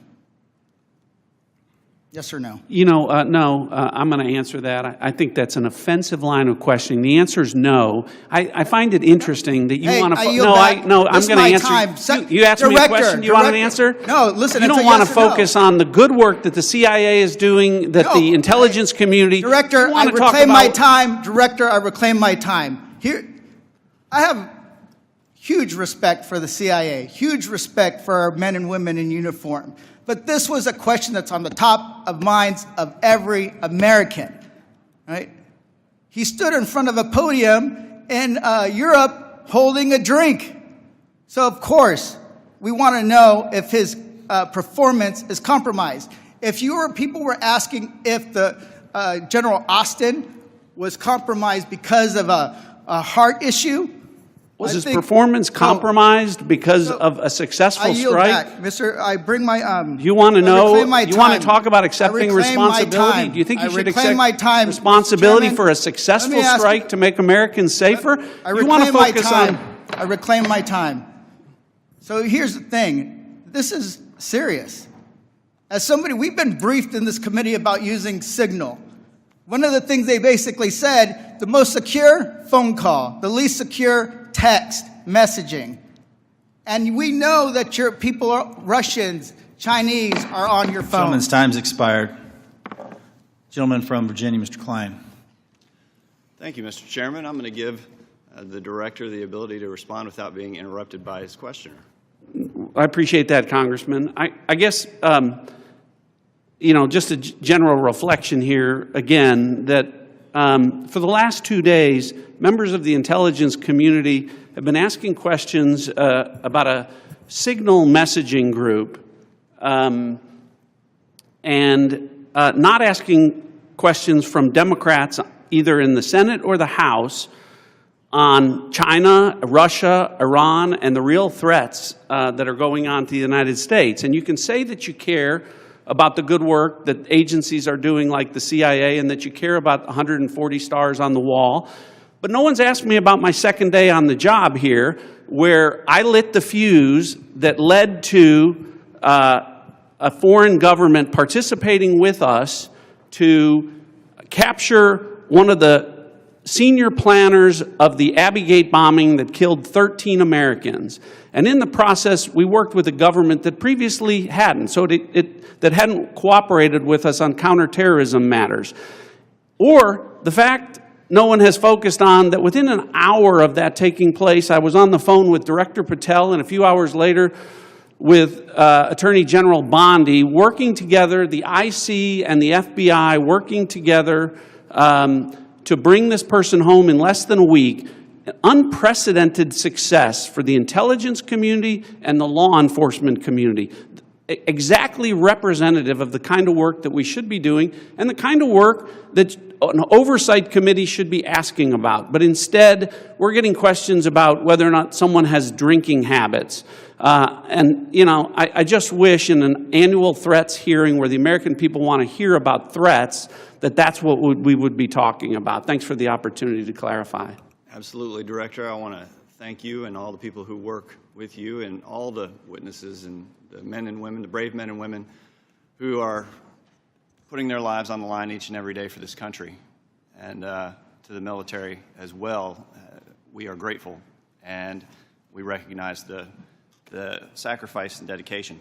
Director Ratcliffe, you talked about China being our top national security threat, and I want to go to what really is the most active and persistent threat. It's related to cyber. It's related to the People's Republic of China cyber activities, Volt Typhoon, Flax Typhoon, Salt Typhoon, targeting U.S. critical infrastructure, targeting critical infrastructure overseas, compromising U.S. telecommunication companies, and I want to ask Director Gabbard, there are also regular compromises of government networks in the defense intelligence space. The Chinese are acting with impunity and targeting the United States. Clearly, the last administration had no effective deterrent strategy. Considering a whole-of-government approach to leverage legal export control, trade, and other levers, is there more that the U.S. can be doing to deter China's cyber aggression? Thank you, Congressman, for your question. In short, the answer is yes. Much of that relies on our intergovernmental planning and operations, but also very closely integrating with our private sector partners. This is essential for us to be able to harden our own cyber infrastructure, our own critical infrastructure, and to look at what our capabilities, both defensive and offensive, are and how those should be used. If I may, Congressman, I'd just like to address Congressman Gomez's maligning of my reputation and not giving me the opportunity even to respond to his accusations. What occurred in that Signal chat was an update to National Security Cabinet members that was also issued around the same time as updates to our foreign partners and allies in the region. There were no sources, methods, locations, or names of targets that were included in that chat. The decision to conduct this operation had been made long before that conversation took place. I do take my responsibility very seriously and played an integral role in providing the intelligence community's assessments that led to the ultimate decision by the President to conduct an operation, which, by the way, was very successful and continues to be very successful. I was traveling at the time, and I was not playing a very specific role, as these chats reflect, in much of the conversation that took place there. Secretary Hegseth, in my experience, has continued to operate in the way that President Trump's confidence in him inspires, which is in the best interests of the American people and our warfighters and ensuring our national security. I think it's wrong to impugn him, especially at a point where he is not here to defend his own honor. Thank you, Congressman. I agree with your assessment and support for the Secretary, and I yield back. Gentleman yields. Ms. Houlihan. Thank you for the time, and I struggle, and if you look at my notes, I've changed my mind about 1 million times what I'd like to talk about. I'd like to first start with Director Ratcliffe. I find it offensive for you to accuse me as a Democrat of not caring about national threats. I very much wanted to talk about those, in fact, had prepared questions in advance of this hearing about those threats, specifically about biosecurity and bioterrorism, but I don't have time to ask those questions because the threat is in the House. The threat is across the dais, and I need to ask these questions. It's my job to ask these questions of you. Because when I served in the military and I served in classified environments, had this happened to me, I would have walked my resignation in immediately. This is not okay. Communicating these sorts of things in Signal is not okay. Targets, times, those kinds of things are absolutely classified, and we all know it. I know it. These people know it. You all know it. And the fact that we're having to have these conversations now means that I can't ask the questions that I need to ask about things like bioterrorism and biosecurity. And so I'd like to put you in check as well, sir, because you can't assume who I am any more than I can assume who you are, sir. I would like to move my questions, however, over to Director Gabbard, because you are the DNI. You do have an obligation and a responsibility. I'm going to speak to you specifically about the fact that you have spent much of your 40 days talking about the importance of making sure that we don't reveal classified information, making sure that we don't leak information. You're a former battalion commander in the Army. I don't think that you would have necessarily appreciated the kind of leaking of information that I believe absolutely did happen in this Signal channel and is worthy of a further investigation. In fact, this committee established something called 50 U.S.C. 3235A, and this committee, on a bipartisan, apartisan basis, requires you, the DNI, to swiftly notify Congress and the Intelligence Committee if you're aware of any sort of significant unauthorized disclosure or compromise of classified information, which I would argue this has all of the markings of being that. And so if you, as the DNI, see such a thing anywhere within your organization's purview, you have the obligation to begin an investigation to report back to us on that. Would this seem to qualify to you as something worthy of that investigation? Thank you for your question, Congresswoman. In this situation, Secretary Hegseth has the classification and declassification authority over DOD information. This chat did not have the auspice of being a DOD chat. There's no such thing as labeling it as DOD. This was a chat amongst a great variety of people, and you, according to our law that we passed here bipartisanly, have an obligation when you think there has been a tangible, significant leak of information to instigate an investigation. Do you not think it's important to do such a thing? Well, the National Security Council is investigating no? this inadvertent leak. And again, I point to Secretary Hegseth as having the classification. I and would argue that classification Secretary authority. Hegseth, if he had the dignity that he needs to have, should be walking his resignation in, because I believe that his probably is heading toward being relieved of his duty based on what I think are significant and illegal leaks, most likely. I would like it if you would please commit to this organization that you will follow the law, and I would like it if you would also investigate what is likely to be more than just this chat. Because if there's one, there's more than one. If there's smoke, there's fire. Would you please obligate yourself and your organization to that investigation? Yeah, Congresswoman, yes, I will follow the law. Thank you. I appreciate that. And Director Patel, I learned just recently that you only heard about this yesterday, which blows my mind since I heard about it 2 days ago, and I'm just a low on the dais, junior chipmunk here. Did you really only hear about this yesterday? The exact timeline I'm not aware of, but yeah, I think it was yesterday or the night before. And now that another day has passed, do you believe... Well, actually, it was the night before the hearing. Now that another day has passed, do you believe that it's now time potentially for the FBI to open an investigation into this? I'm not going to comment on that. Because you're the director of the FBI, you don't believe it's appropriate to comment on that? Because there's a process in place, there's an ongoing litigation, and the National Security Council is reviewing this matter. And I'm not going to discuss any open or closed That investigations. ongoing investigation, literally, the lawsuit happened today or yesterday afternoon, and the idea that you don't have an opinion on this at this point is frustrating to me. No, it's not. My I'm not final going to question, prejudge any reclaiming my matters, time, my and the men final and women of the question, reclaiming my FBI will time, reclaiming call my the time, balls and strikes. reclaiming my time, not sir. you. Sir, Mr. Chairman, I'd like to have... Gentlewoman's recognized. You have Thank 4 you. seconds remaining. No, I have more than You that. have 2 because seconds Mr. remaining. Patel would not acknowledge Gentlewoman's time has expired. Mr. Stubbe. Thank you, Mr. Chairman. Director Gabbard, were there any sources described in the signal chat? No, Congressman. Were there any methods described in the signal chat? No. Were there any locations? No. Therefore, due to the fact that there were no sources, no methods, nor locations described in the signal chat, it does not make the discussion classified. Is that correct? That is up to the Secretary of Defense determination. The Democrats are obviously making the assertions that what was in the signal chat was classified and claiming that Secretary Hegseth put this war plan out to the world, which he clearly did not. Were there any names in the signal chat? No. Any targets? No. Any locations? No. Was there a unit name or location of that unit?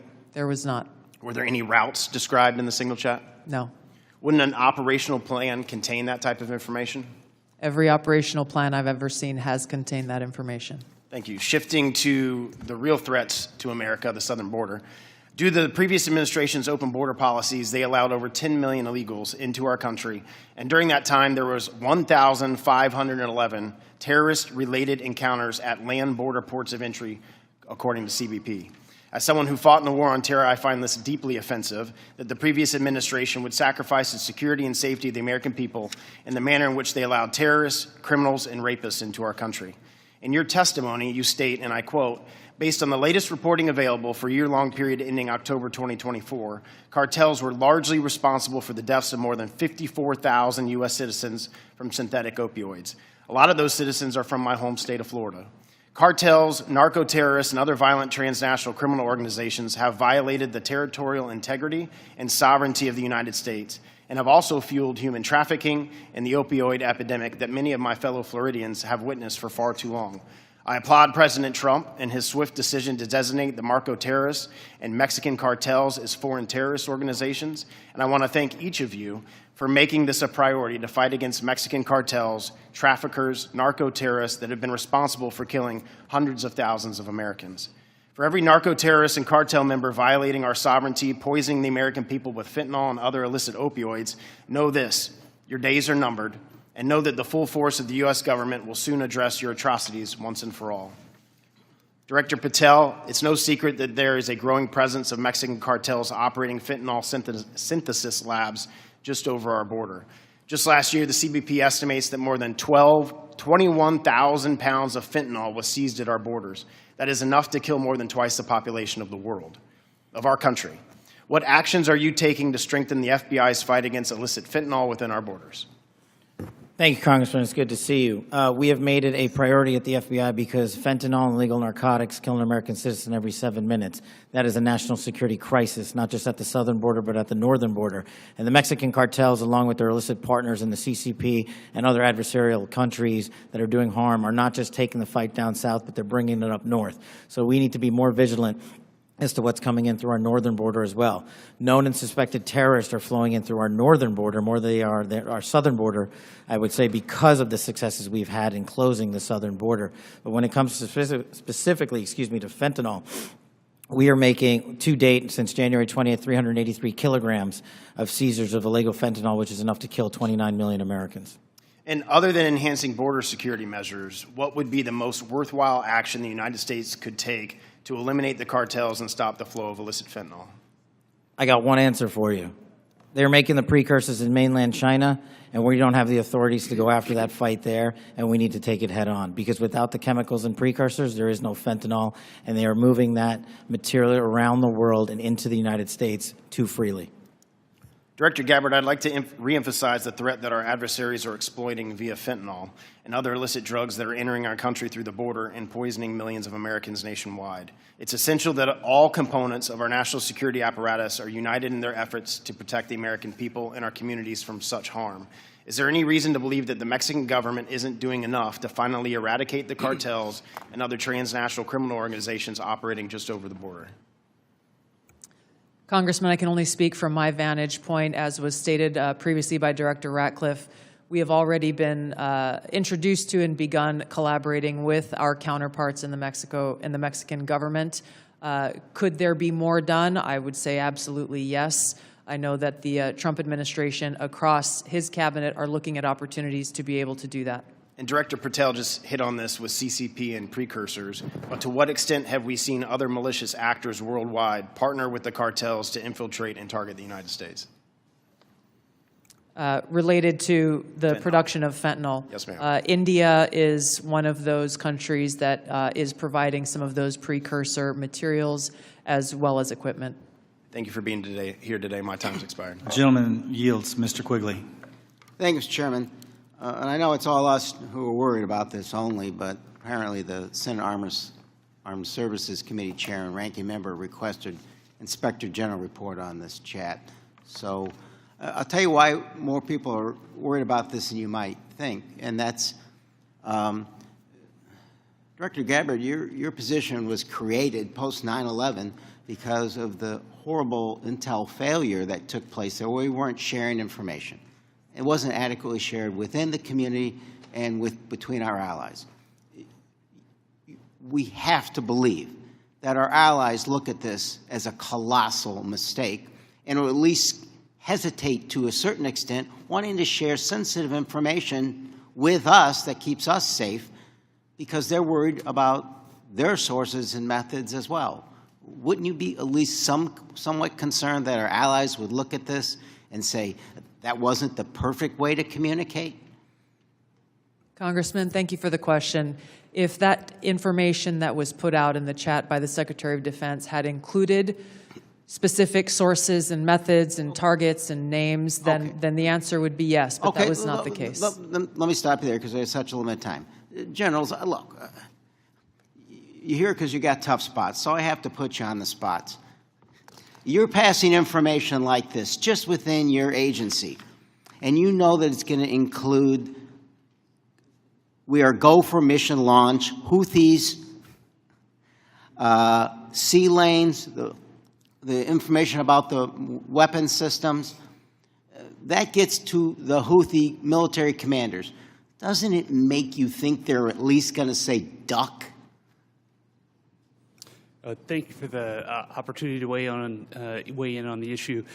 Yes, if we were collecting this on our adversaries and we're able to get this information, as was asked of General Hawk earlier, we would consider that classified, but it's classified under the collection piece. The data that we're talking about here is the operational data, not the intelligence data. Respectfully, sir, just because we have limited time. Secretaries. The Houthis military leader is going to duck when he hears this, or he's going to take some action, or he's going to try to shoot our planes down, right? If he has actionable intelligence, he will certainly use that. I'm talking about this intelligence. You don't think he can figure out? Houthis is mentioned a couple times, sea lanes. They show the weapon system. At least it's a credible warning to him. I would offer the Houthis' defensive position has been constant since the 15th of March. All right. General, I'll just take a whack at it. You're the Houthis' military leader. You get this information passed on to you. It doesn't make you at least take warning? I would, Congressman, I think from the Houthis' perspective, they do have air defense equipment, and they would be able to detect aircraft when they're entered into the Red Sea, and certainly when we have our intelligence aircraft operating over top of their country. They'd be able to detect that activity. But being forewarned is extraordinarily important. I'll take another stab at it. If just language like this in a different context, okay? But just within your department, sir, your people are passing this information. Do you advise them maybe they don't use Signal on this? Are there other forms? Obviously, they're going to be more secure. What I would offer is the data that we would be passing would be the full target packages and the full set of operational information. Okay, but even if it was just this, do you really want to give the possibilities that they could be breached, hacked, and they would get this information? Wouldn't you, even with just this, sir, respectfully, wouldn't you want to use a more secure means of communicating? I think what I would offer are two things, and hopefully they're helpful to you. One of them would be, in addition to that full package that we would talk about, when the Secretary extracted individual details from that and provided those on Signal, whether individually or in aggregate, that is his decision of what is classified and what is not from an operational aspect. And that's probably the most important relevant piece to there. And I would echo what we've said before.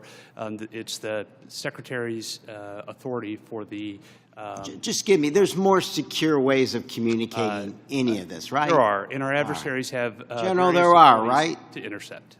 There's much more secure means that you use, even if you don't think that this is, or you don't want to stick your head out on it. What I would say is the full packages were transmitted within classified, within traditional classified. But this could have been transmitted in a classified way as well. Thank you.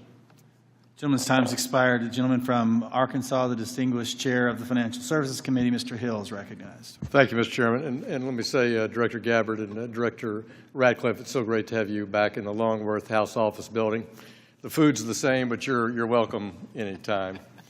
Director Ratcliffe, you know, we've served for 10 years together. I'm certainly aware of your extraordinary service at the DNI and here in Congress. And I just have a couple of follow-up questions on this topic of the Signal chat. Were there any war plans distributed in that Signal chat? No, Congressman. And were sources and methods that would compromise our intelligence system or your agents in the field around the world, were they discussed on the Signal chat? No. I appreciate that. I just think that's an important thing to have on the record.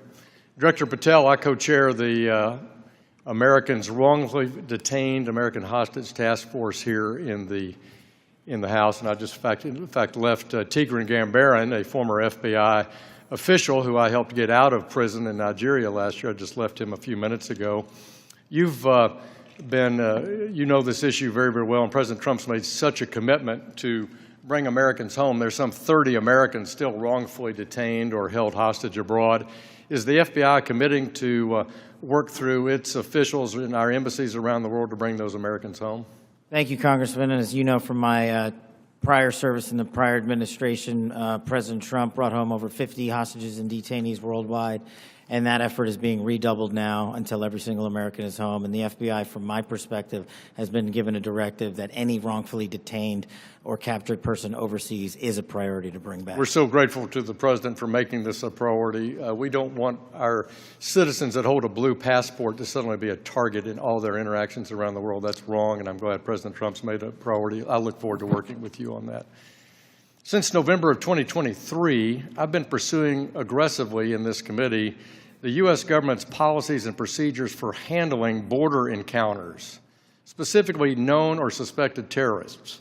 To quote former FBI directors, testimony before the Senate, there are blinking lights everywhere of concern. But despite my numerous attempts, including multiple briefing requests, letters, legislative provisions, a GAO report requested, the prior administration refused to provide requested information and data on what the public now knows was a very dangerous situation along the U.S. borders that President Trump now has as a priority of fixing. In January 2024, there were 176,000 encounters along the southern border, with 51,000 occurring at ports of entry and 124,000 between ports of entry. Comparing that to the work just in the first few weeks of the Trump administration, total encounters are down to 61,000 along the border, with 32 at ports of entry and 29,000 between ports of entry. For the record, that's a 60% reduction.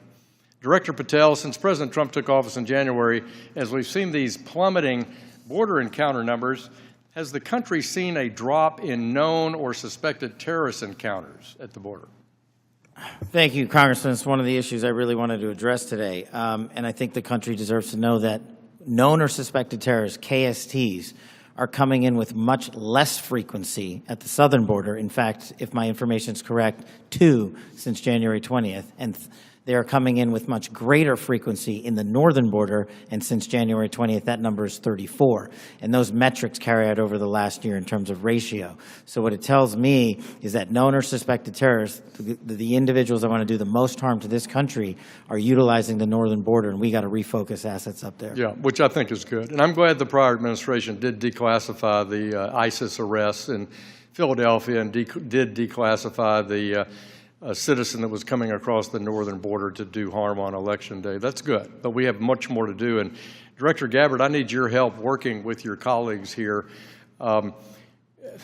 It's this idea of requesting coordination between Director Patel, Secretary Noem, and the committee with fused data on known or suspected terrorists. Whether it's TSA data, BPP data, FBI internal data, we want to have that coming to us. Where are these people? What's been done with them? What is the government's position on them? Will you commit to work with us as OD&I to get this information from across the government, IC? Absolutely, Congressman. And as you know, our National Counterterrorism Center was really created to fulfill exactly that task, so that we're not dealing with multiple vetting systems that are coming up with different results, that we have this central vetting database to be able to identify those known or suspected terrorists who may be trying to come into our country, or who may be one of the tens of millions who illegally crossed into our border, may have come into our country during the last 4 years. We look forward to working with you. Thank you for your answers, and I yield back. Gentleman yields. Ms. Tinney.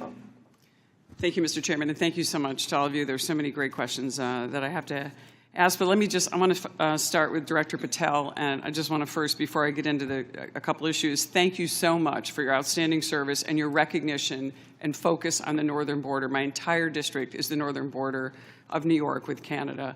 I just want to first jump into this issue for, Hamas attacked October 7th. The world watched in horror. Designated a foreign terrorist organization in 1997, killed over 1,200 civilians, and including American citizens, and many remain hostages.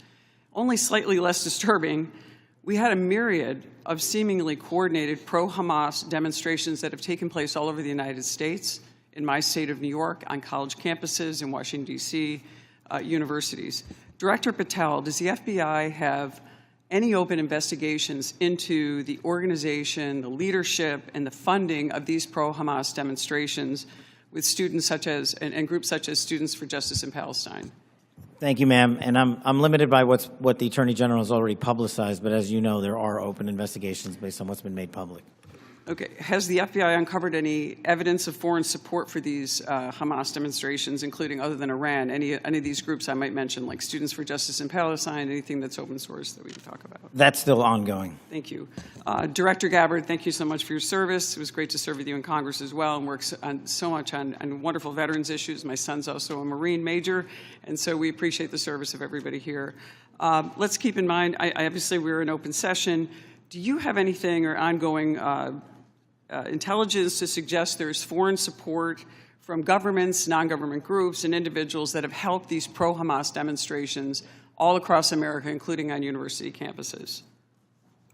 Congresswoman, there are some assessments that reflect that, and we can talk about that in the closed session. Great, thank you so much. And now I want to get back to Kash, Director. Great work on the northern border. I'm one of the co-founders of the Northern Border Security Caucus, and your information has been tremendous. Once I got the district that I represent now, this sprawling, long district, the entire northern border is Canada. And as you say, 358 suspects on the terror watch list. Almost 90% of the suspects on the terror watch list are coming across our northern border. I'd love to talk to you. What is the FBI doing specifically dealing with this northern border? And what access point are you? Who are you working with? Is there a way that we have got a way to handle this with the foreign terror threats? And I say this in light of my district specifically, where New York State, led by Democrats, by the way, is notorious for their unwillingness to work with law enforcement. Under Governor Cuomo, we cut off the ability. I know Congressman Quigley talked about working together after 9/11. The state hit hardest by 9/11. And Governor Cuomo put in a law that prohibited law enforcement from working together in 2019. What are we doing so we can work with New York, the government and others, to make sure that this doesn't happen across our New York northern border? Well, one, and this is out of my lane, but what we need to be doing is working with the Canadian government because they sit on top of our northern border. We do have the problem of tyranny of distance and sheer geography as compared to the southern border, but when we were told that the Mexican government would not work with us, we overcame that hurdle, and we've seen the immediate results, as I highlighted to your colleague, about northern border contacts with KSTs versus the southern border. The other thing we can be doing is working across every northern border state who has a geographic border with Canada and their local and state affiliates, which we are doing at the FBI, but it is such a vast enterprise that we would need a huge increase in resources to cover down on that the way we do in Mexico. In addition, thank you for that. In addition with working with the Canadians, are you also working with the New York State government? Because we do have a number of interesting assets, a sprawling Akwesasne Mohawk Reservation that kind of goes across the northern border with New York and Canada. Are those types of things ways that you can work with the New York government and also in coordination with the Canadian Royal Police? Absolutely, ma'am, and you highlight a great point. A lot of the northern border touches upon tribal lands, and we need to work with tribal leaders throughout the country as effectively as we do with state and local governments, and at the FBI we're doing just that. Thank you so much, and I really appreciate all of your service, and I yield my time back. Gentleman yields. Gentleman from Texas, Mr. Fallon's recognized.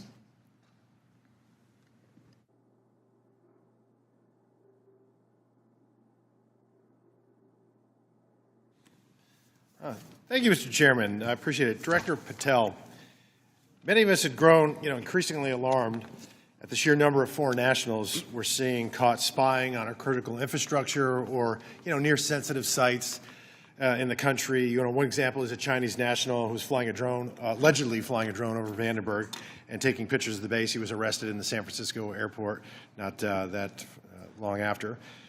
Director Patel, would you agree that the two most dangerous nation states to our homeland and our interests are China and Russia? Yes, Congressman. So it would stand to reason that we should pay particular attention when foreign nationals from these two countries, who we've already established are the greatest threats to our country now and in the future, when they try to sneak into our country illegally. Absolutely, sir. Can you speak on the illegal migration we see from Russia and China and the differences that we saw from the first Trump administration to the Biden administration? Well, one, the problem you have when you have an effective resolution to that set of issues is that the enemy adapts. And what they've done is utilize, as we were just discussing with your colleague, the northern border to shift their resources and affiliations to pour in known or suspected terrorists through the northern border. They haven't stopped through the southern border. They just know that we are setting up a pretty monumental effort down there to stop any known or suspected terrorists from entering the country. But the thing is, the Chinese, the Russians, Iranians, and other adversaries are utilizing their partners just like they are doing in terms of how they move illicit fentanyl precursors into this country, they're moving humans in the same fashion, and we need to treat it as such. Did you see an increase from the first Trump administration to the Biden administration on Russian and Chinese nationals crossing the border? Did it increase or decrease? Yes, actually, so the PRC nationals crossing the southern border from 22 to 25 was 178,000. And I don't have the number for the northern border, sir, but I'll get that to you. So, well, yeah, what we found was that there was actually a market increase, alarming, with the Chinese illegal migration increasing 527% all in, and Russian 2,400%. And if just 1/10 of 1%, some fraction, some tiny fraction, 1/10 of 1% are actually asset sleeper agents loyal to Moscow or Beijing, they could wreak havoc and mayhem in a free and open society. It's very dangerous. And then those are the ones we know about. What about the ones that snuck across and we never found them? The unknown gotaways, if you will. So, Director Patel, there's also great concern about the increasing number of counterintelligence threats that are penetrating all levels and branches of government, both local, state, and federal. The number of elected and appointed officials willing to betray this country is becoming increasingly pervasive. Last year, we saw a former senior aide in the New York governor's office, Linda Sun, and her husband, Chris Hu, indicted on charges of money laundering and acting as foreign agents to the People's Republic of China. Ms. Sun used her position to block Taiwanese representatives from access to New York State officials. Instead, we're rolling out the red carpet for those PRC officials to have those meetings. I mean, that's some scary stuff. So when we have someone like Sumi Terry, who also worked covertly spying on Korea, while working simultaneously with various think tanks, and she had been national security official, and she'd worked for the CIA and the National Security Council. And because of her job, members of Congress and their staffs had access to these Korean intelligence officials, and she was paid with, she had thousands of dollars in luxury gifts. But Director Patel, I get that these investigations are ongoing and sensitive. But to the extent that you can, could you please briefly highlight the severity of these counterintelligence threats, including a rough estimate of the number of open counterintelligence cases that are pending? We have many, and I'll get you the exact number, sir, in closed session. But what it highlights is that the enemy is not relenting. They're actually doubling down and tripling down on their efforts, and there's no sector in government that they won't go to and try to infiltrate and penetrate access and turn people in this country against our own nation. So that is a national security threat of our time, as is the terrorism threat and as is the fentanyl threat. It needs to be treated as such equally, and at the FBI we're doing that. Thank you. And Director Patel, will you commit to providing this committee with classified briefing on the severity, the FBI processes and procedures, including defensive briefings related to counterintelligence threats involving elected and or appointed officials? For defensive briefings, Congressman, I commit to you that the FBI will give you everything we have in our holdings. I can't comment on other people's. Thank you. And Mr. Chairman, I want to thank all the witnesses for being here, particularly Mr. John Ratcliffe, Congressional District Force as well. I yield back. Gentleman yields.